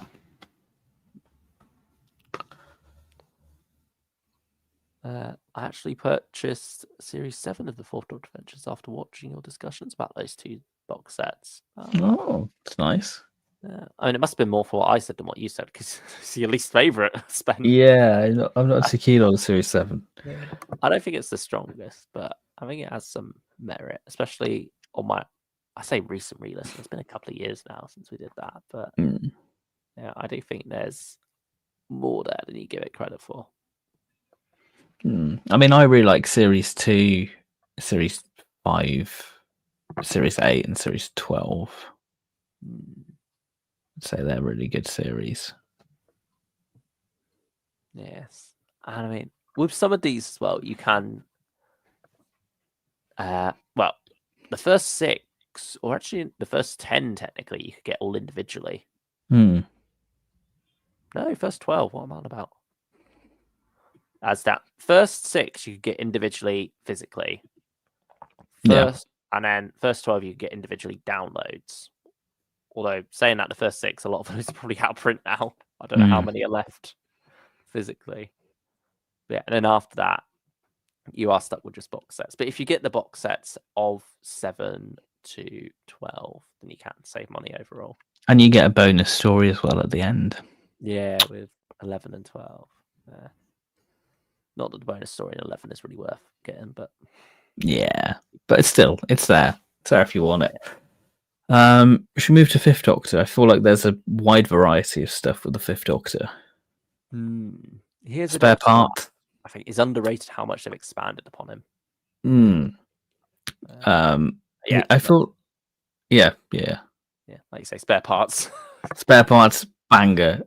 Like Genesis of the Cybermen. What more can you ask for, really? One of the key early Big Finish. I would rate that over Chimes Midnight because I feel like Chimes Midnight is still quite linked to Charlie's Web of Time stuff. So I feel more inclined to recommend like Spare Parts of like out of those two OGs. Yeah, I think Fifth Doctor box set is still a perfect jumping on point for new listeners. I think so, yeah. The Adric set. Yeah, it wonderfully expands the TV era. If you watched season 19, if you picked up that collection set and you want a bit more, then those two stories slot beautifully into that. They feel very era authentic, but also do what Big Finish do best and really dive into the characters a bit more and explore their emotions and what they make them into actual characters rather than just functions in a story, which sometimes those 80s companions ended up being. Yeah. There's so many other good ones, particularly through the monthly range as well. Aquitaine, I think, is a great sci-fi story. Yeah, and Peterlee Massacre, a wonderful pure historical as well. Yeah, I don't know if I'd recommend that early on as like, No. the first Doctor. I'd go Aquitaine first. Yeah. I'd say Goth Opera, even though it's like a novel adaptation. It's quite a key piece of Doctor Who fiction. So it was the first time expanding that TARDIS team, and I think it utilizes all three companions and Doctor very well. Really, well, two companions. Yeah, it's definitely a very different flavour to what you usually get from Fifth Doctor Big Finish. Yeah, I'm not sure if I can recommend any of the relaunch stuff in the Fifth Doctor is a good place to start. I was thinking 40, but it's a bit of a rough start, I would say, to get to Autumn Infinity. I think it pays off, but if you're a new listener, I don't know if you want to be the first thing you listen to be something that you're told, oh, don't worry, it works out in the end. It gets better. It gets better, yeah. I think you'd rather get that instant payoff as a new listener. I mean, we did already mention Fallen Angels as well. Yeah, all right, Sixth Doctor. There's some interesting ones for Colin. Yeah, Master of Earth. I mean, he's got so many companions. You can pick one of those and then start with where they started. Yeah, do the whole Evelyn stuff. Yeah, even though it's not technically the beginning of Flip, it's close enough to it. All you need to know is she's met the Doctor before. They had a little adventure, and she's back again. Hour of the Cybermen. I think that's a wonderful place to start with Colin. Yeah, very classic, quintessential feeling. I'd say Davros is great. Yeah.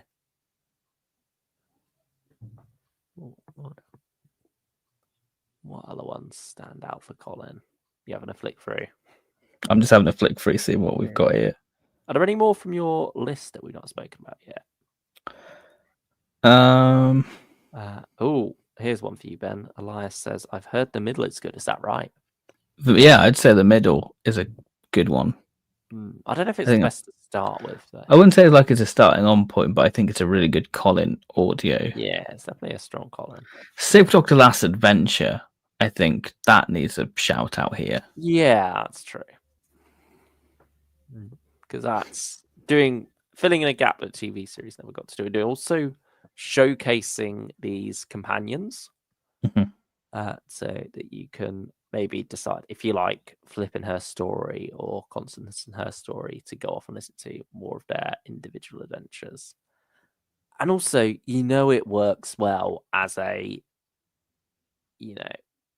jumping on point in terms of, I don't know these companions. Well, we didn't know Constance because this set came out before her first story came out in a timey-wimey fashion.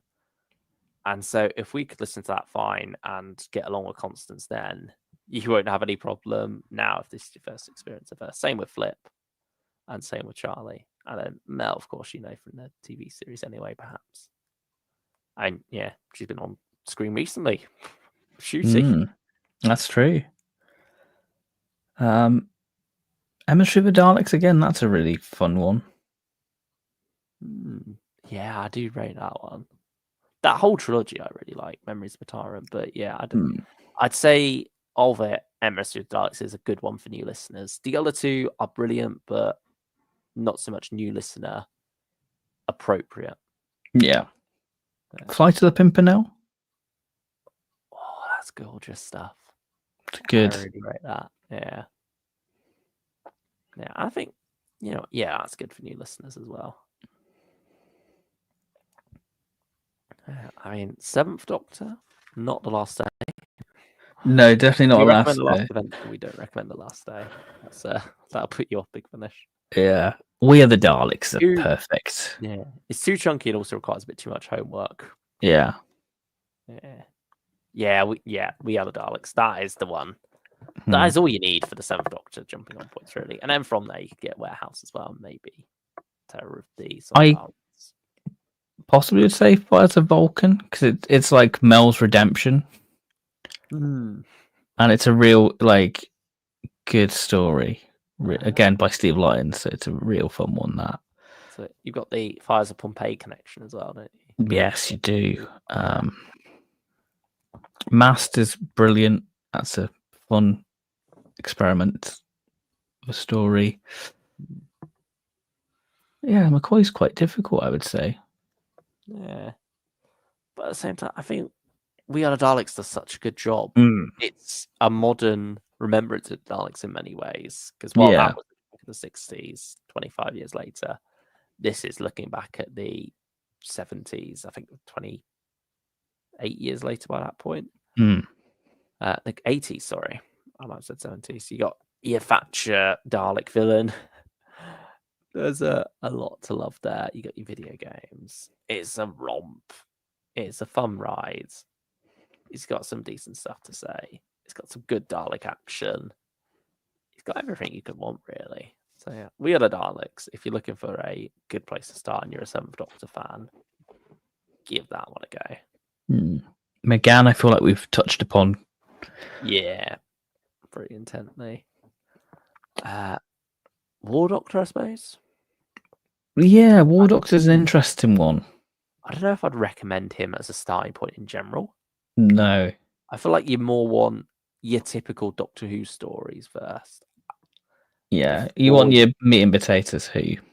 Yeah, because the Time War is doing some different things. And while it does some great things in War Doctor Rises, and I think there's some good War Doctor Begins box sets, I don't necessarily think it's a good place if you're new to Big Finish. Yeah. But Jonathan Carley, brilliant recast there. Don't let that put you off in the slightest. Yeah, don't let recast scare you. Yeah. They do a wonderful job. As the young War Doctor. Really does capture what John Hurt did while making it his own. And yeah, it's far more an impression. All of them are. They are giving a genuine, heartfelt performance. They become the character. They are these Doctors. And yeah, it's incredible stuff what they have done, particularly Jonathan Carley, because with the Time War, it's a pretty intense period in the Doctor's life. There are some demanding moments for an actor in there, and Jonathan Carley rises to and exceeds that challenge wholeheartedly. It's brilliant. There's good humor there as well from him. It just comes together to create a very well-rounded Doctor as a whole, who is something slightly different. But as we say, if you're new to Big Finish, maybe you want to go for, like Ben said, meat and potatoes Doctor Who before you dive into the Time War. Yeah, because the John Hurt audios are very much, hey, let's have John Hurt be the Doctor, whereas the Jonathan Carley stuff is, let's look at the War Doctor as a character. So yeah, I think stick to your traditional Doctor Who start and then start to branch out into that stuff. Yeah. Ninth Doctor now. Easy. Old friends? No, I was going to go Respond to All Calls. Oh, okay. Because you have Girl Deconstructed, which I think is quintessential Eccleston. It's kitchen sink drama Doctor Who. It's an annual story in many ways. Yeah. And I think that's 2005 Doctor Who distilled. And then you've got this wonderful story, Fright Motif. That's brilliant by Tim Foley, with a great bunch of characters. Then you have the last story, which is a real interesting sci-fi story. You know, Planet at the End, isn't it? I think. Yeah, that's probably my. Yeah, I think that's the weakest of the set, but still, it's a good one. But I do feel like Old Friends has a spot though. Yeah, I think Old Friends is really good. Yeah, I think that's the best box set. And even though it is the finale, there's not much of an arc at all, to be honest. No, it's just go forth and I guess, Lone Cyberman, but he's encountered a Cyberman before, and that's all you need, really, I would say. Yeah, I mean, the first story from Farewell is neat. It's very RTD1, isn't it? Getting John Coulter as the Brigadier there, giving a brilliant performance, having that emotional reunion. I think we're going to be going back to that one, aren't we? Because it's 3-year anniversary next month. So, yeah, I'm looking forward to that. Just talking about it now, thinking about it. I'm excited for re-listening to it. So, yeah, I feel like it's a good jumping on point. Back to Earth as well. Maybe. For two stories. Station is a brilliant place to start. Yeah, it's a really good one. Station's a better first story than Girl Deconstructed because it is a bit more meat and potatoes Doctor Who, but it's also out there at the same time. I agree. Yeah, it's out there in a more rompy way, I suppose. There's a bit more of an adventure to be had with it. It's very Sapphire and Steel-esque, whereas with Girl Deconstructed, that's much more character focused, which is brilliant. It's a brilliantly told story, but for that jumping on point, I think you get more out of Station to Station. And Auld Lang Syne, that is a gorgeous end to that set. It is the false Dimitri in the middle that I think lets it down a bit. Which is fine. Like, it's not bad. It's just there. When you've got two great stories, I think it's pretty bad. It's 5 out of 10 for me. Especially when you're recommending something to a new listener, I don't know if I want to be recommending. There's two brilliant stories here. You get one that's a bit naff, but you want to celebrate the good, and that's why I kind of put Respond to All Calls over that, because I think it's a more consistent set. Yeah, I think series 3 of Ninth Doctor Ventures has good consistency. It's just it doesn't have that same level of standout. Yeah, there's no standout, I don't feel, series 3. Yeah. The 10th Doctor. This is I feel like pretty much all of his stuff is. All the volumes are pretty much there, aren't they? Yeah. I mean, the one that maybe doesn't quite have that same accessibility as Dalek Universe. But I feel like you can pick up pretty quickly on who Anya Kingdom is. It's very much one for the classic Who fans. Like, you need to have that knowledge of the Daleks Master Plan and, the 60s Dalek era and some of the 70s as well. Anything Terry Nation related to fully appreciate this series. It's Big Finish's first proper go at their version of the 10th Doctor, I would say, because I think up until that point, it's just been, we've got David Tennant, let's do some fun 10th Doctor stories. This is with a vision. And I think it pays off. Yeah, I agree. It comes to a brilliant conclusion. It's one of the best finales they've done, I think. Yeah. Because sometimes they don't always stick the landing, but I think this is one of the times where they truly did. And then, 11th Doctor, we've already talked about. Would you recommend any jumping on points for the 12th Doctor? No. Emissary of the Daleks? Not Emissary, Emancipation? I can't recommend like a 7-hour audio, could I? I mean, it's very much like... It depends if you're someone who's listened to audio books, though. If you're someone who's that and hasn't listened to audio drama, then maybe things like Scourge of the Cybermen and Emancipation are the way to go. I mean, Emancipation does feel like the missing link of Series 10 because it's a great sort of Dalek trilogy, and what it does with Bill's character in the middle episode is really fascinating. It's very much riffing off sort of the Peter Cushing films of sort of the aesthetic of it, and that's really fun.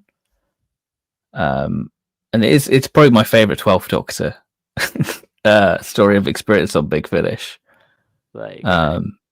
He's definitely one who's a bit underrepresented at the moment. Yeah, I mean, hopefully now they've got a new person playing the 12th Doctor, he will have his own 11 and Valerie style series where we can go, yeah, that's brilliant. Yeah, still no word on who that is. I don't know if they have actually cast someone or if they've just know they are going to be casting someone, but they have said 12th Doctor will be continuing beyond Jacob Dudman. 13th Doctor, we can't recommend at the minute. Vampire Weekend, hopefully. Hopefully. I wouldn't recommend Fugitive Doctor so far. Because I wasn't too keen on the first story, but The Legend of Baba Yaga, that's some good stuff.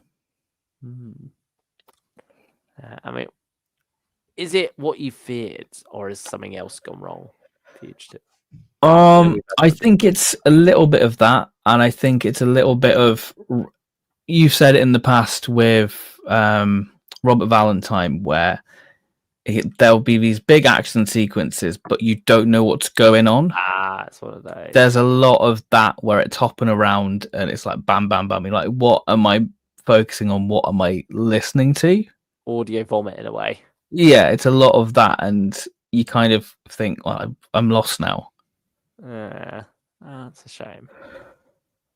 But yeah, it'd be interesting when we sit down to review that one. And it didn't need the Daleks, I'm just saying. Fugitive Doctor asks, Elias. Yeah, that's what we're on. No, I wouldn't. At the minute, no. Not at the minute. I mean, I've not finished the set, so it could be just a false start, but yeah, we'll see. Yeah. Oh, Dr. 909 said maybe the River 9 set too. Yeah, I mean, to be fair, I have heard a lot of praise for that one. I wasn't overly keen on it. I don't think it did too much that special. I feel like the 9th Doctor and River were great together. Christopher and Alex, that was the main takeaway. But none of the stories, not even the Tim Foley one, Archipelago, really did a whole lot for me. Which is a shame to say. But then again, like I say, it has been getting a lot of praise from many other people, so it might be a good place to start in that case. Yeah. Particularly if you are a Ninth Doctor and River Song fan from, TV.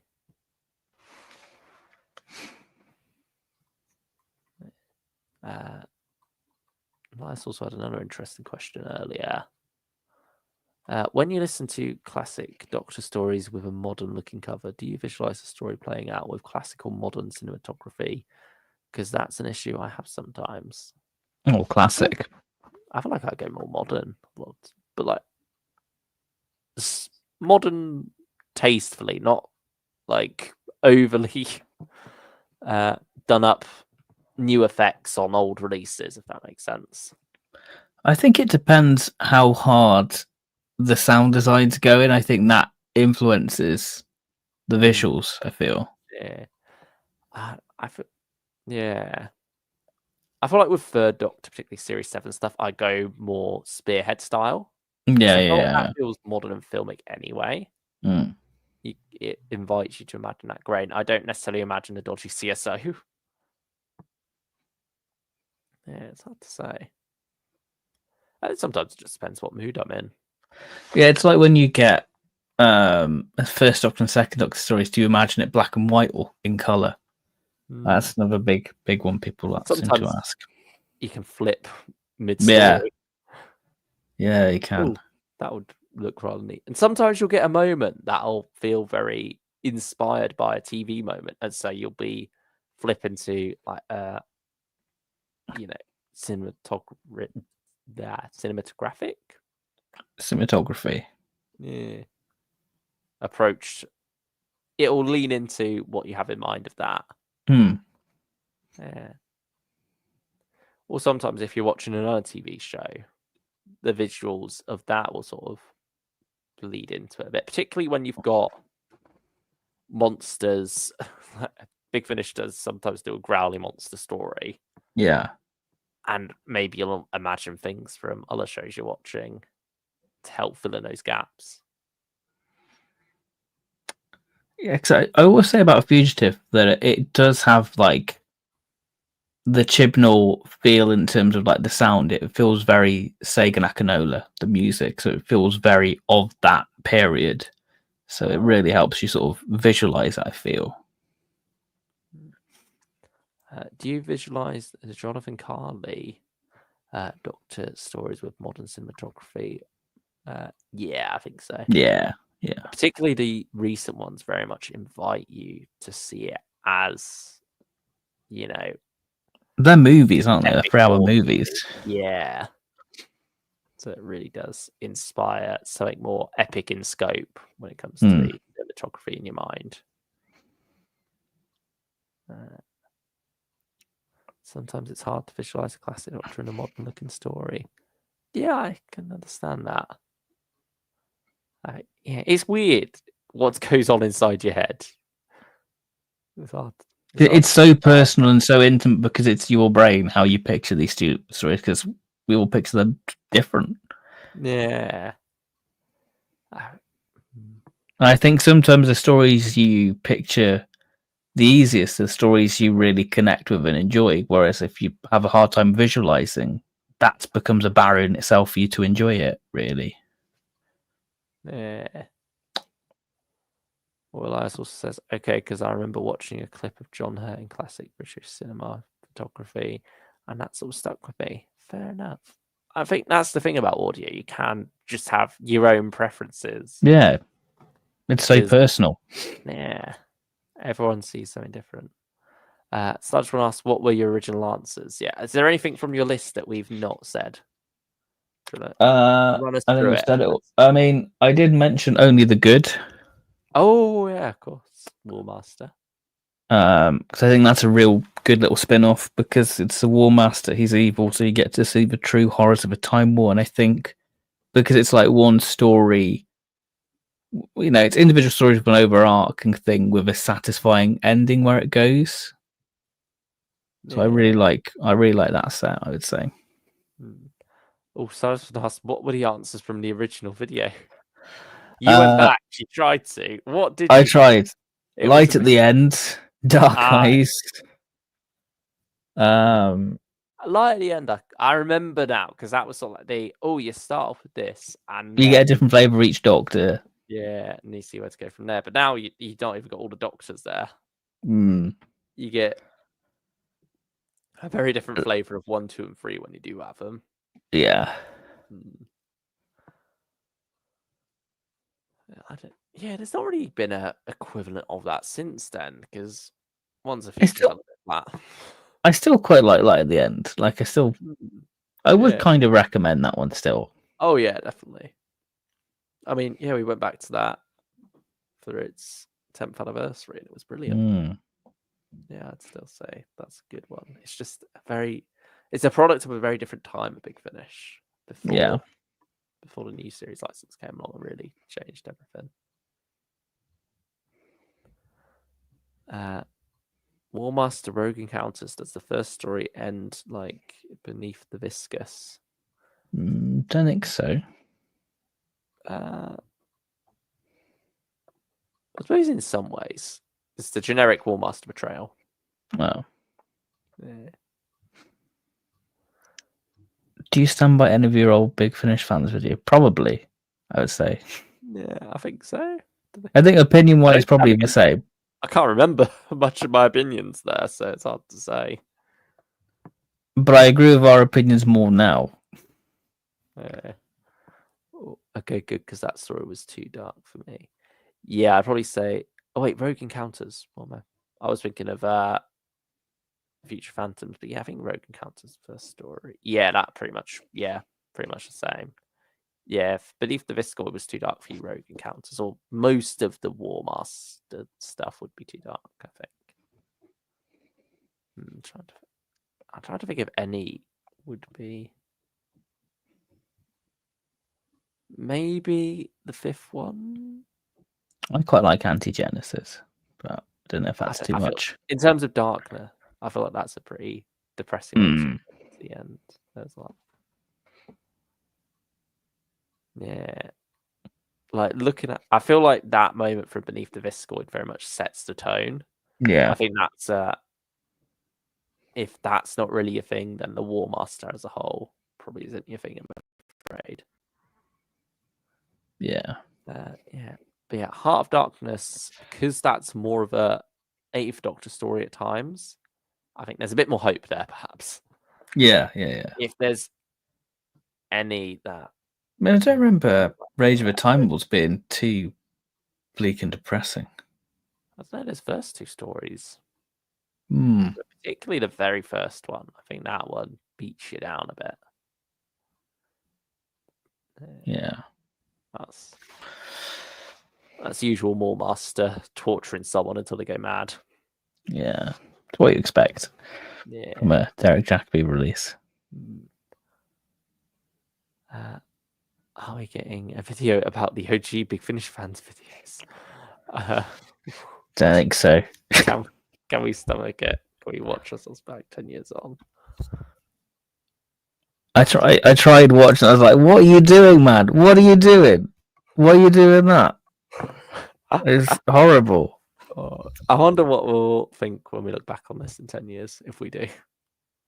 Oh, I don't know. I really don't know. Oh, I can watch it. It's a stylish one. I'm glad we've made something that's lasted then. I'd make a compilation. Oh, God.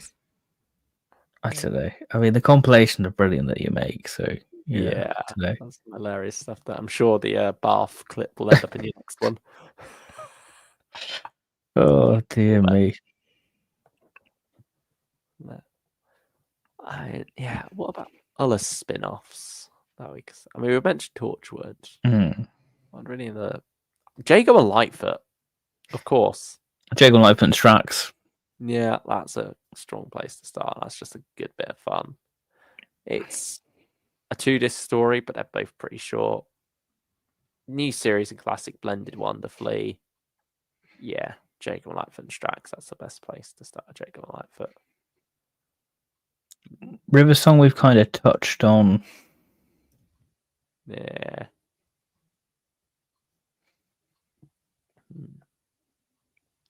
I think in terms of most series of River Song you could dive into fine as well. Benny? Would you say Eternity Club, maybe? Maybe. No. Blood and Steel is brilliant. Blood and Steel is brilliant, yeah. I think that works well enough on its own.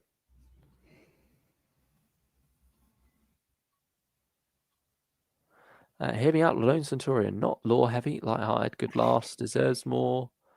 Come to think of it, yeah, I do like. That's a forgotten release, actually. Yeah, I did buy the first one. I didn't pick up the second one in the end, but I had a fun time with the first one. A lot of fun. Good soundtrack as well. Yeah, but like if you're a more casual Moffat fan, then you probably would get a lot out of that. It's funny. Would you recommend The Robots? Not to a new listener. I thought that's one you more have to be invested in. I feel like you need to have a couple of stories with Liv under your belt as well. Yeah.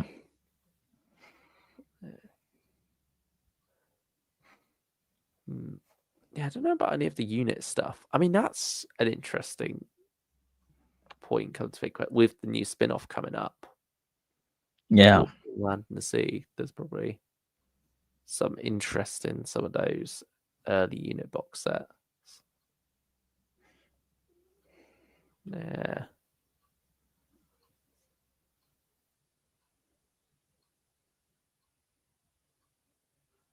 I think that's pretty much it, I'd say, for like spin-off wise.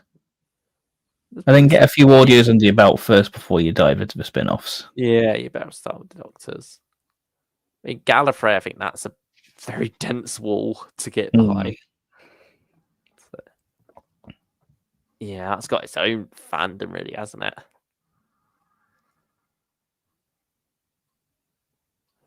Yeah, I think there must be some obvious spin-off that we're missing. Let's have a look. Dalek Empire's great. Sideman's great. The old Big Finish spin-offs are weird because they they're kind of struck by they have to be 70 minutes long, where they're not. Some of the stories aren't really crafted for that, I would say. Yeah. You also have some odd mature ones, don't you? Like Sarah Jane Smith. Yeah. We now know her as Sarah Jane Adventures, CBBC woman. Whereas there you've got her swearing off half the time. Yeah, and you're like, that's not a Sarah Jane I like. That's shitting on the memory of Jo Grant, that is. Lady Christina, who knows? We can't recommend it because we've not listened to it. Dark Gallifrey I wouldn't recommend to new listeners because I love it, but experimental is brilliant, but it doesn't quite. What Rani? Yeah, if you are a fan of the Sarah Jane Adventures, pick up Rani Takes on the World, and then it'll get a volume 3. Yeah, they're considering giving it a volume 3, so as long as it continues to get support, it will get one. That's a rather neat little series that they've got going there, and I think it captures something perfectly about being in your late 20s. It's very much about this time in your life where everyone's at different stages of their lives. Some people are getting married, having kids, others are focusing more on their careers, some are moving out, others are living at home still. Everything feels all over the place, and I think there's that nostalgia for when you were young and times felt simpler, and this taps into that perfectly because we are very much nostalgic for the Sarah Jane Adventures as well. They did have these good times. The first story in particular really plays on that.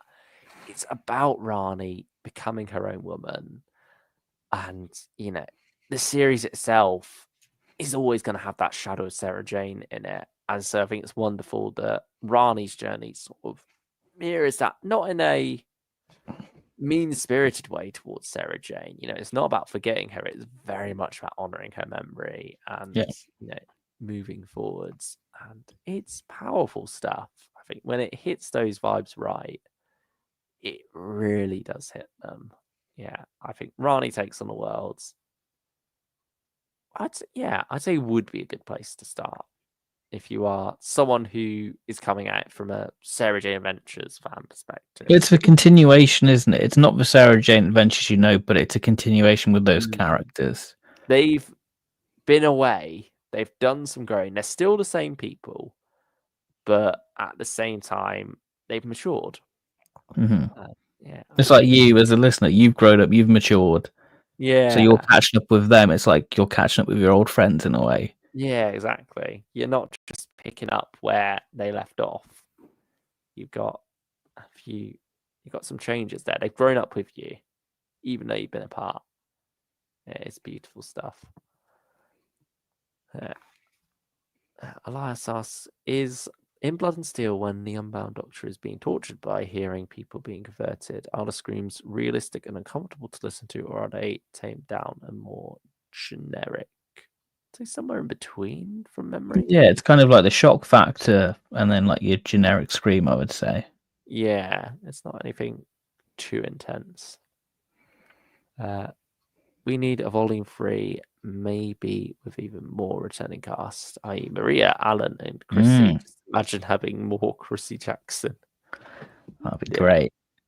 That'd be something special. Worst Big Finish audio, our stylish one. Worst Big Finish. There's so many. Well, there's not many.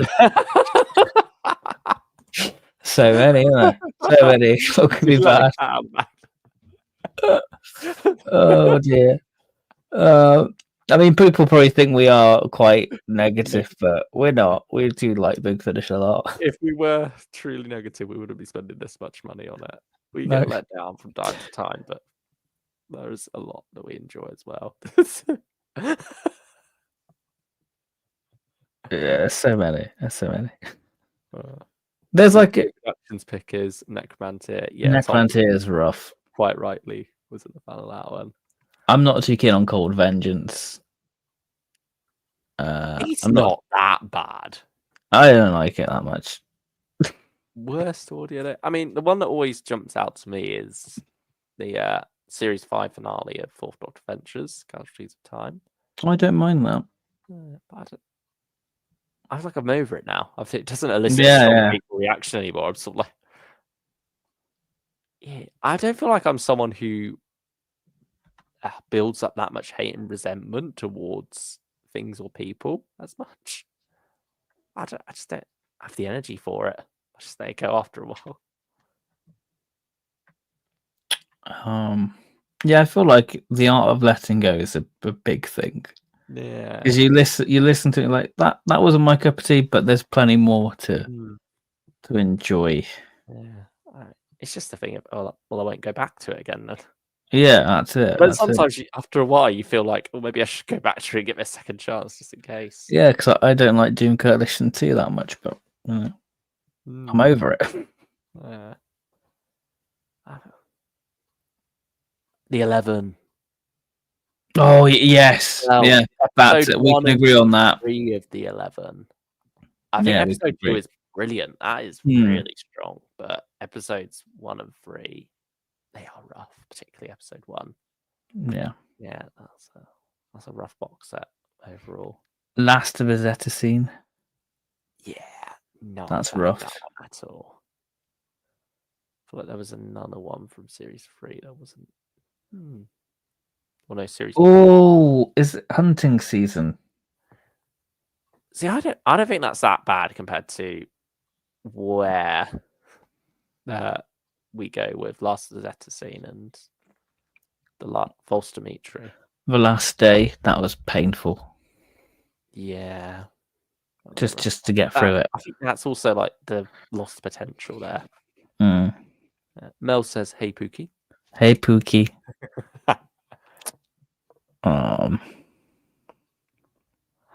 Favorite thing the other person has said on this channel. Oh, probably what I just said about a minute ago. Probably that.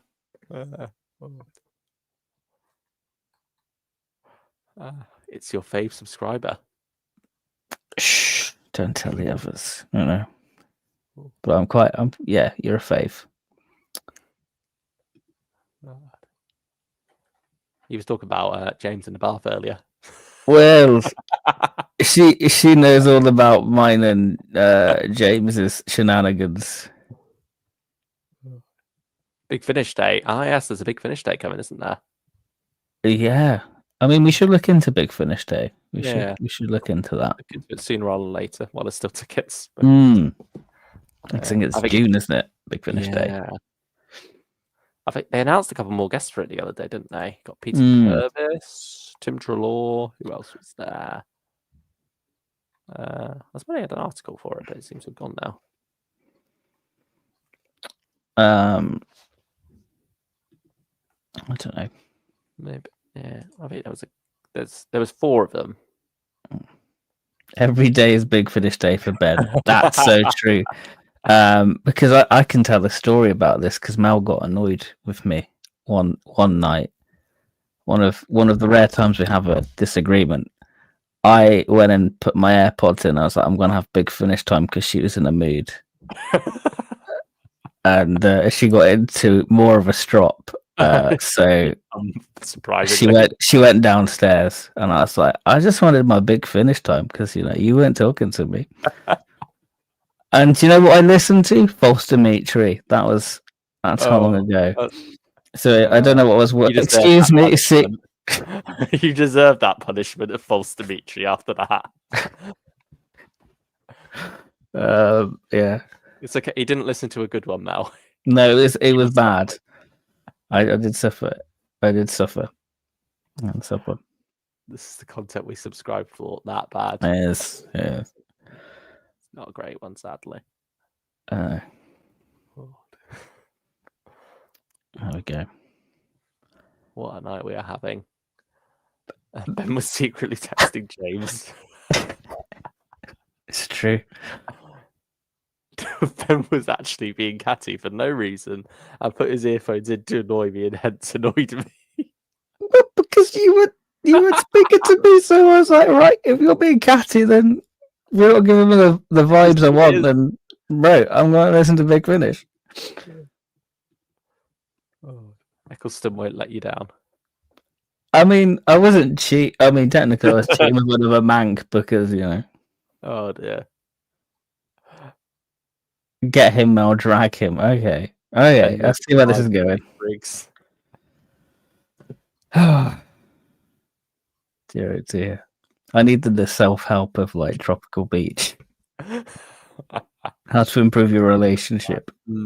Maybe don't listen to Big Finish when Mel wants Mel time.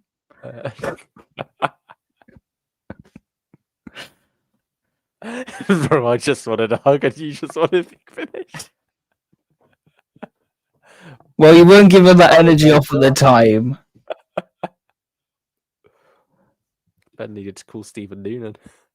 I don't know. We weren't friends with Stephen Noonan back then. It was 2022. Know what Stephen Noonan was? I think we did, just about. Yeah. Yeah, this would have been after Outlaws, False Dimitri. That was May.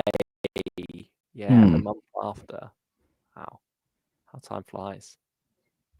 Mel always needs Mel time. It's okay. At least you didn't listen to a Bonnie one. That's true. That's true. That's a different Mel time. Because Mel hates Bonnie Langford, but she's been closer to Bonnie Langford than I've been to Bonnie Langford because she saw Bonnie Langford live on stage and she actually said, "You know what? Bonnie's actually all right." Ah, did she now? Bonnie is my dog's name. Don't slander her.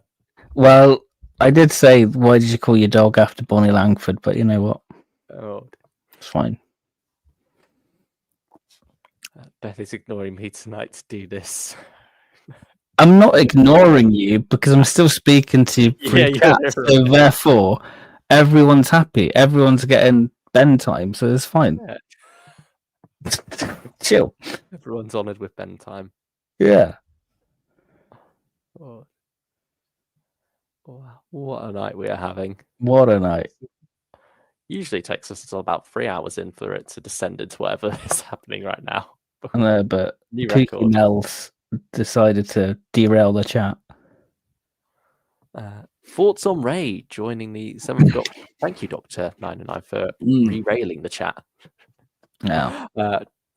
Yeah. Thoughts on Ray joining the 7th Doctor in June. Potential rare jumping on point for 7. I mean, from the sounds of things, with how classic Doctor Who Monsters handles it, it would make sense for there to be more Ray. And I mean, why not June? With that 7th Doctor box set? Yeah, I think it'd be quite interesting. I really enjoyed for 7 Ray story. Yeah. I wonder if they would try for a more season 24 vibe with them. Or go for, because this will have to be set after Ace, I'm imagining. And so it'll technically be, post season 26, 7th Doctor. But that doesn't mean they can't do 24 vibes still. Yeah.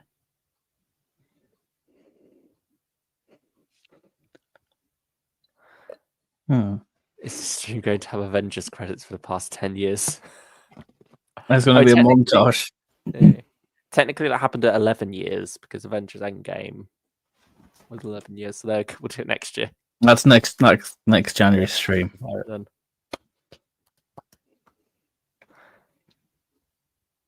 then. Now can you release him to go to Big Finish Day?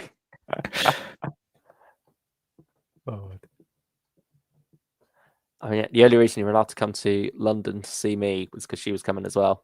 Well, she came along because she was like, stranger danger. You don't know if he's real. You don't know if he's got...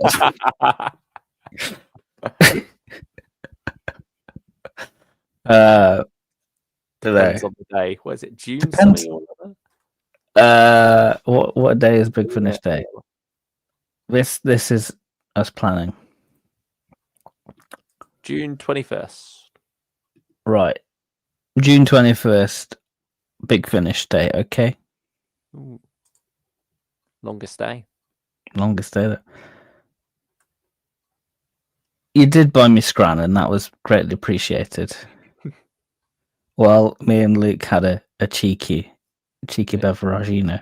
Yeah. We ordered McDonald's earlier as well. Yeah, we did. Yeah. I wonder if there's a Nando's in Derby. Oh, funny. What was it? It was Sloane Square, wasn't it? A station. Yeah. Off that, right next to Cadogan Hall. Funnily enough, when I was there the other day, someone jumped the ticket barriers. They just charged free right past me. Is that Stephen Noonan? No, it was a woman. Oh, a woman, my lord. Mel?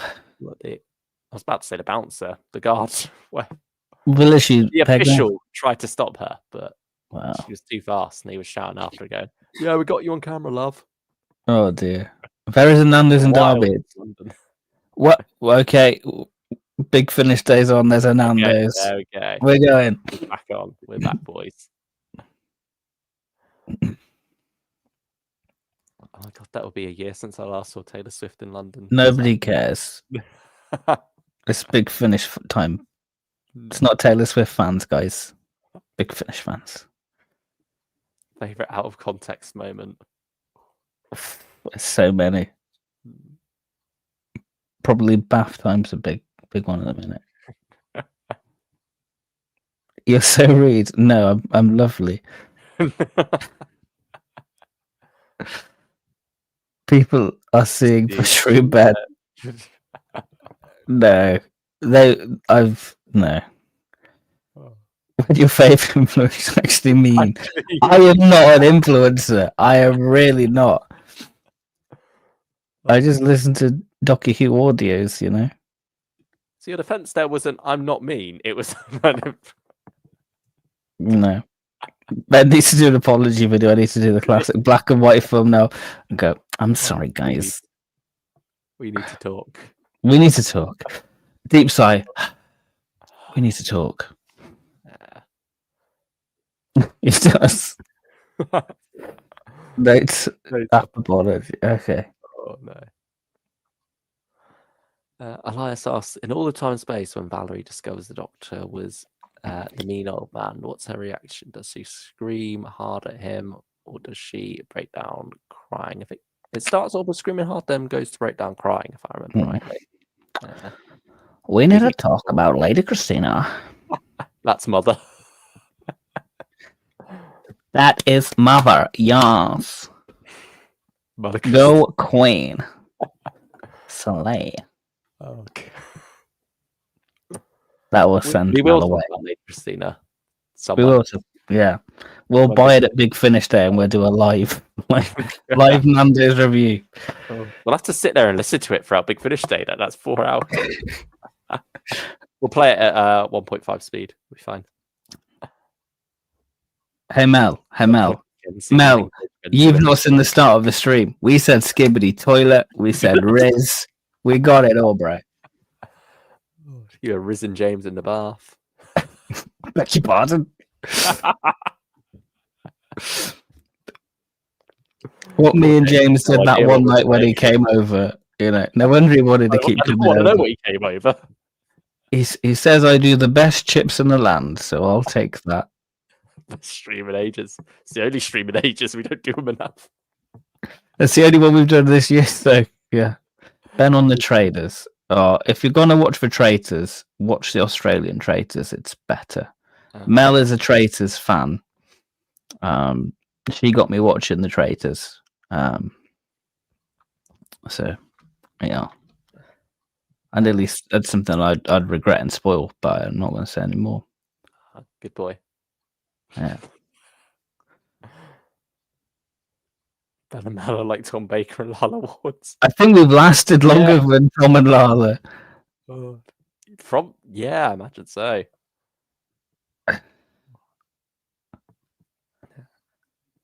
Yeah, you just stood there in some swampy woods, talking to each other but not making eye contact. That was when I wanted Big Finish time. Yeah, exactly. That was. If you could create a jumping on point for any Doctor, what would you do? Says Dr. 909. I appreciate you, Dr. 909, for keeping us on topic. What as we descend. You're trying as hard as you can to keep this stream going. and I appreciate that. Which Doctor would I go for?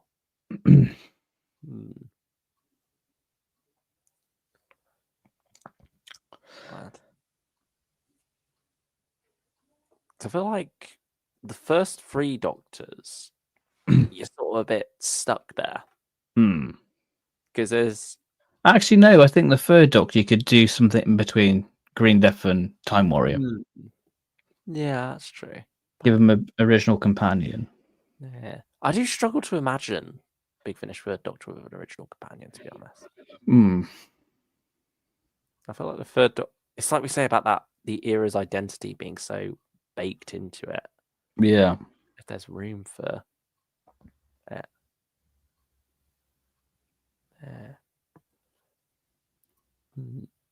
I am 4th Doctor. I feel like he's pretty good for jumping. I mean, jumping on point doesn't necessarily have to mean original companion. I feel like with it. But at the same time, when it's not an original companion, oftentimes it's already a jumping on point. Yeah. If you're going from the TV series.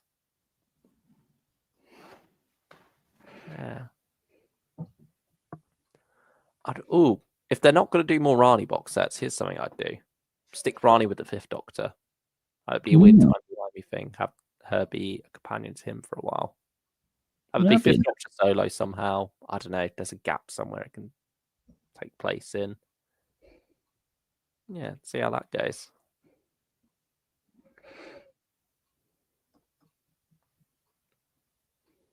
Yeah, I mean, 8th Doctor's usually pretty easy. Yeah. I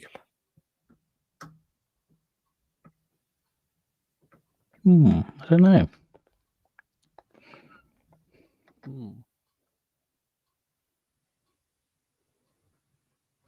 Yeah, who's the most in need of a jumping on point, do you think? I think McCoy. Yeah, I think he's... Especially after Last Day. See, I would do a proper Last Day. Redo it. Redo it, a Redux. God. Did you think you would be doing this 10 years ago? Probably not. No. I don't know what I think. Yeah. I think I thought I'd have my life more together by now. Hey, that sums up the Rani box set well. Yeah, exactly. I think we should film a Q&A for the fans, Ben. Well, maybe in a couple of weeks when you're down here. There you go. Get your questions in now, guys. Yeah. So I think you're a traitor. Yeah, McCoy is very weird at the moment. There's no proper jumping on point in any of these new releases. Yeah, the only one you could kind of get is Silver and Ice. But that doesn't really feel like much of a jump on point because it's only the one set at the minute. Yeah, it's just a thing on its own. Yeah, he's not really had a proper jumping on point since we had the Daleks, I don't think. No, not really. Yeah. Elias says, I recently watched Series 1 with Christopher Eccleston. It was amazing. It still is very strong. It holds up. 20 years on, it's still some of the best Doctor Who around, I'd say. Yeah, I do wonder if we're going to get something special for that from Big Finish. I hope so. Maybe it might just be an announcement at that point rather than a release, but, you know, come on. 9th Doctor and Rose. I mean, if they do, I'll be chucking all my money at it. I'm like, that's what I want. That's what I want from Big Finish. My fave, says Mel. Rose, you're gonna burn. And then, yeah, great. Well, that's 5 years since we did the Rose video. That's mental. 5 years of Mel being on the channel. That's crazy. Wow. Rose is my Pookie. I hate you so much. 5 years since Covey Wovey. Ooh. Wow, that's even more weird, isn't it? Yeah. Wild times. Wild times. Shall we bid our farewells? I think we should say farewell. End on a high note. End on a high note. about Kofi Wave is a high note, but that's a sad play. Half a decade, yeah. We're off to reminisce more. Speaking of a decade, Big Finish Fans is 10 years old, and that's incredible. And from the two people who are here to commemorate this occasion, we want to say thank you so much for all the love and support over the years, and long may this silliness continue. Fingers crossed. Thank you all for watching. We'll see Nando's in Derby. Big Finish Day. Table for 20, please. We'll have Stephen Noonan and Dick Briggs. It'd be a great time. And then you can judge whoever has plain chicken because it's spicy and they have tomato sauce because they're weird. Take care of yourself, everyone. We'll see you very soon, I'm sure. We'll think of another stream to do because this has been fun. Yeah, I've had a lot of fun. Yeah, it's been fun. It's usually pretty boring talking to you, to be honest, Ben. That's not very nice, Spooky. Thank you all for watching. And it's wonderful having everyone else here too. Mel to add some drama. Getting all the hot tea, the insider tea. And hopefully, if you haven't listened to Big Finish, there's some good recommendations there. Let us know. If they've helped at all. And thank you all for watching. Please like and subscribe, and we'll see you very soon. Bye bye. Goodbye.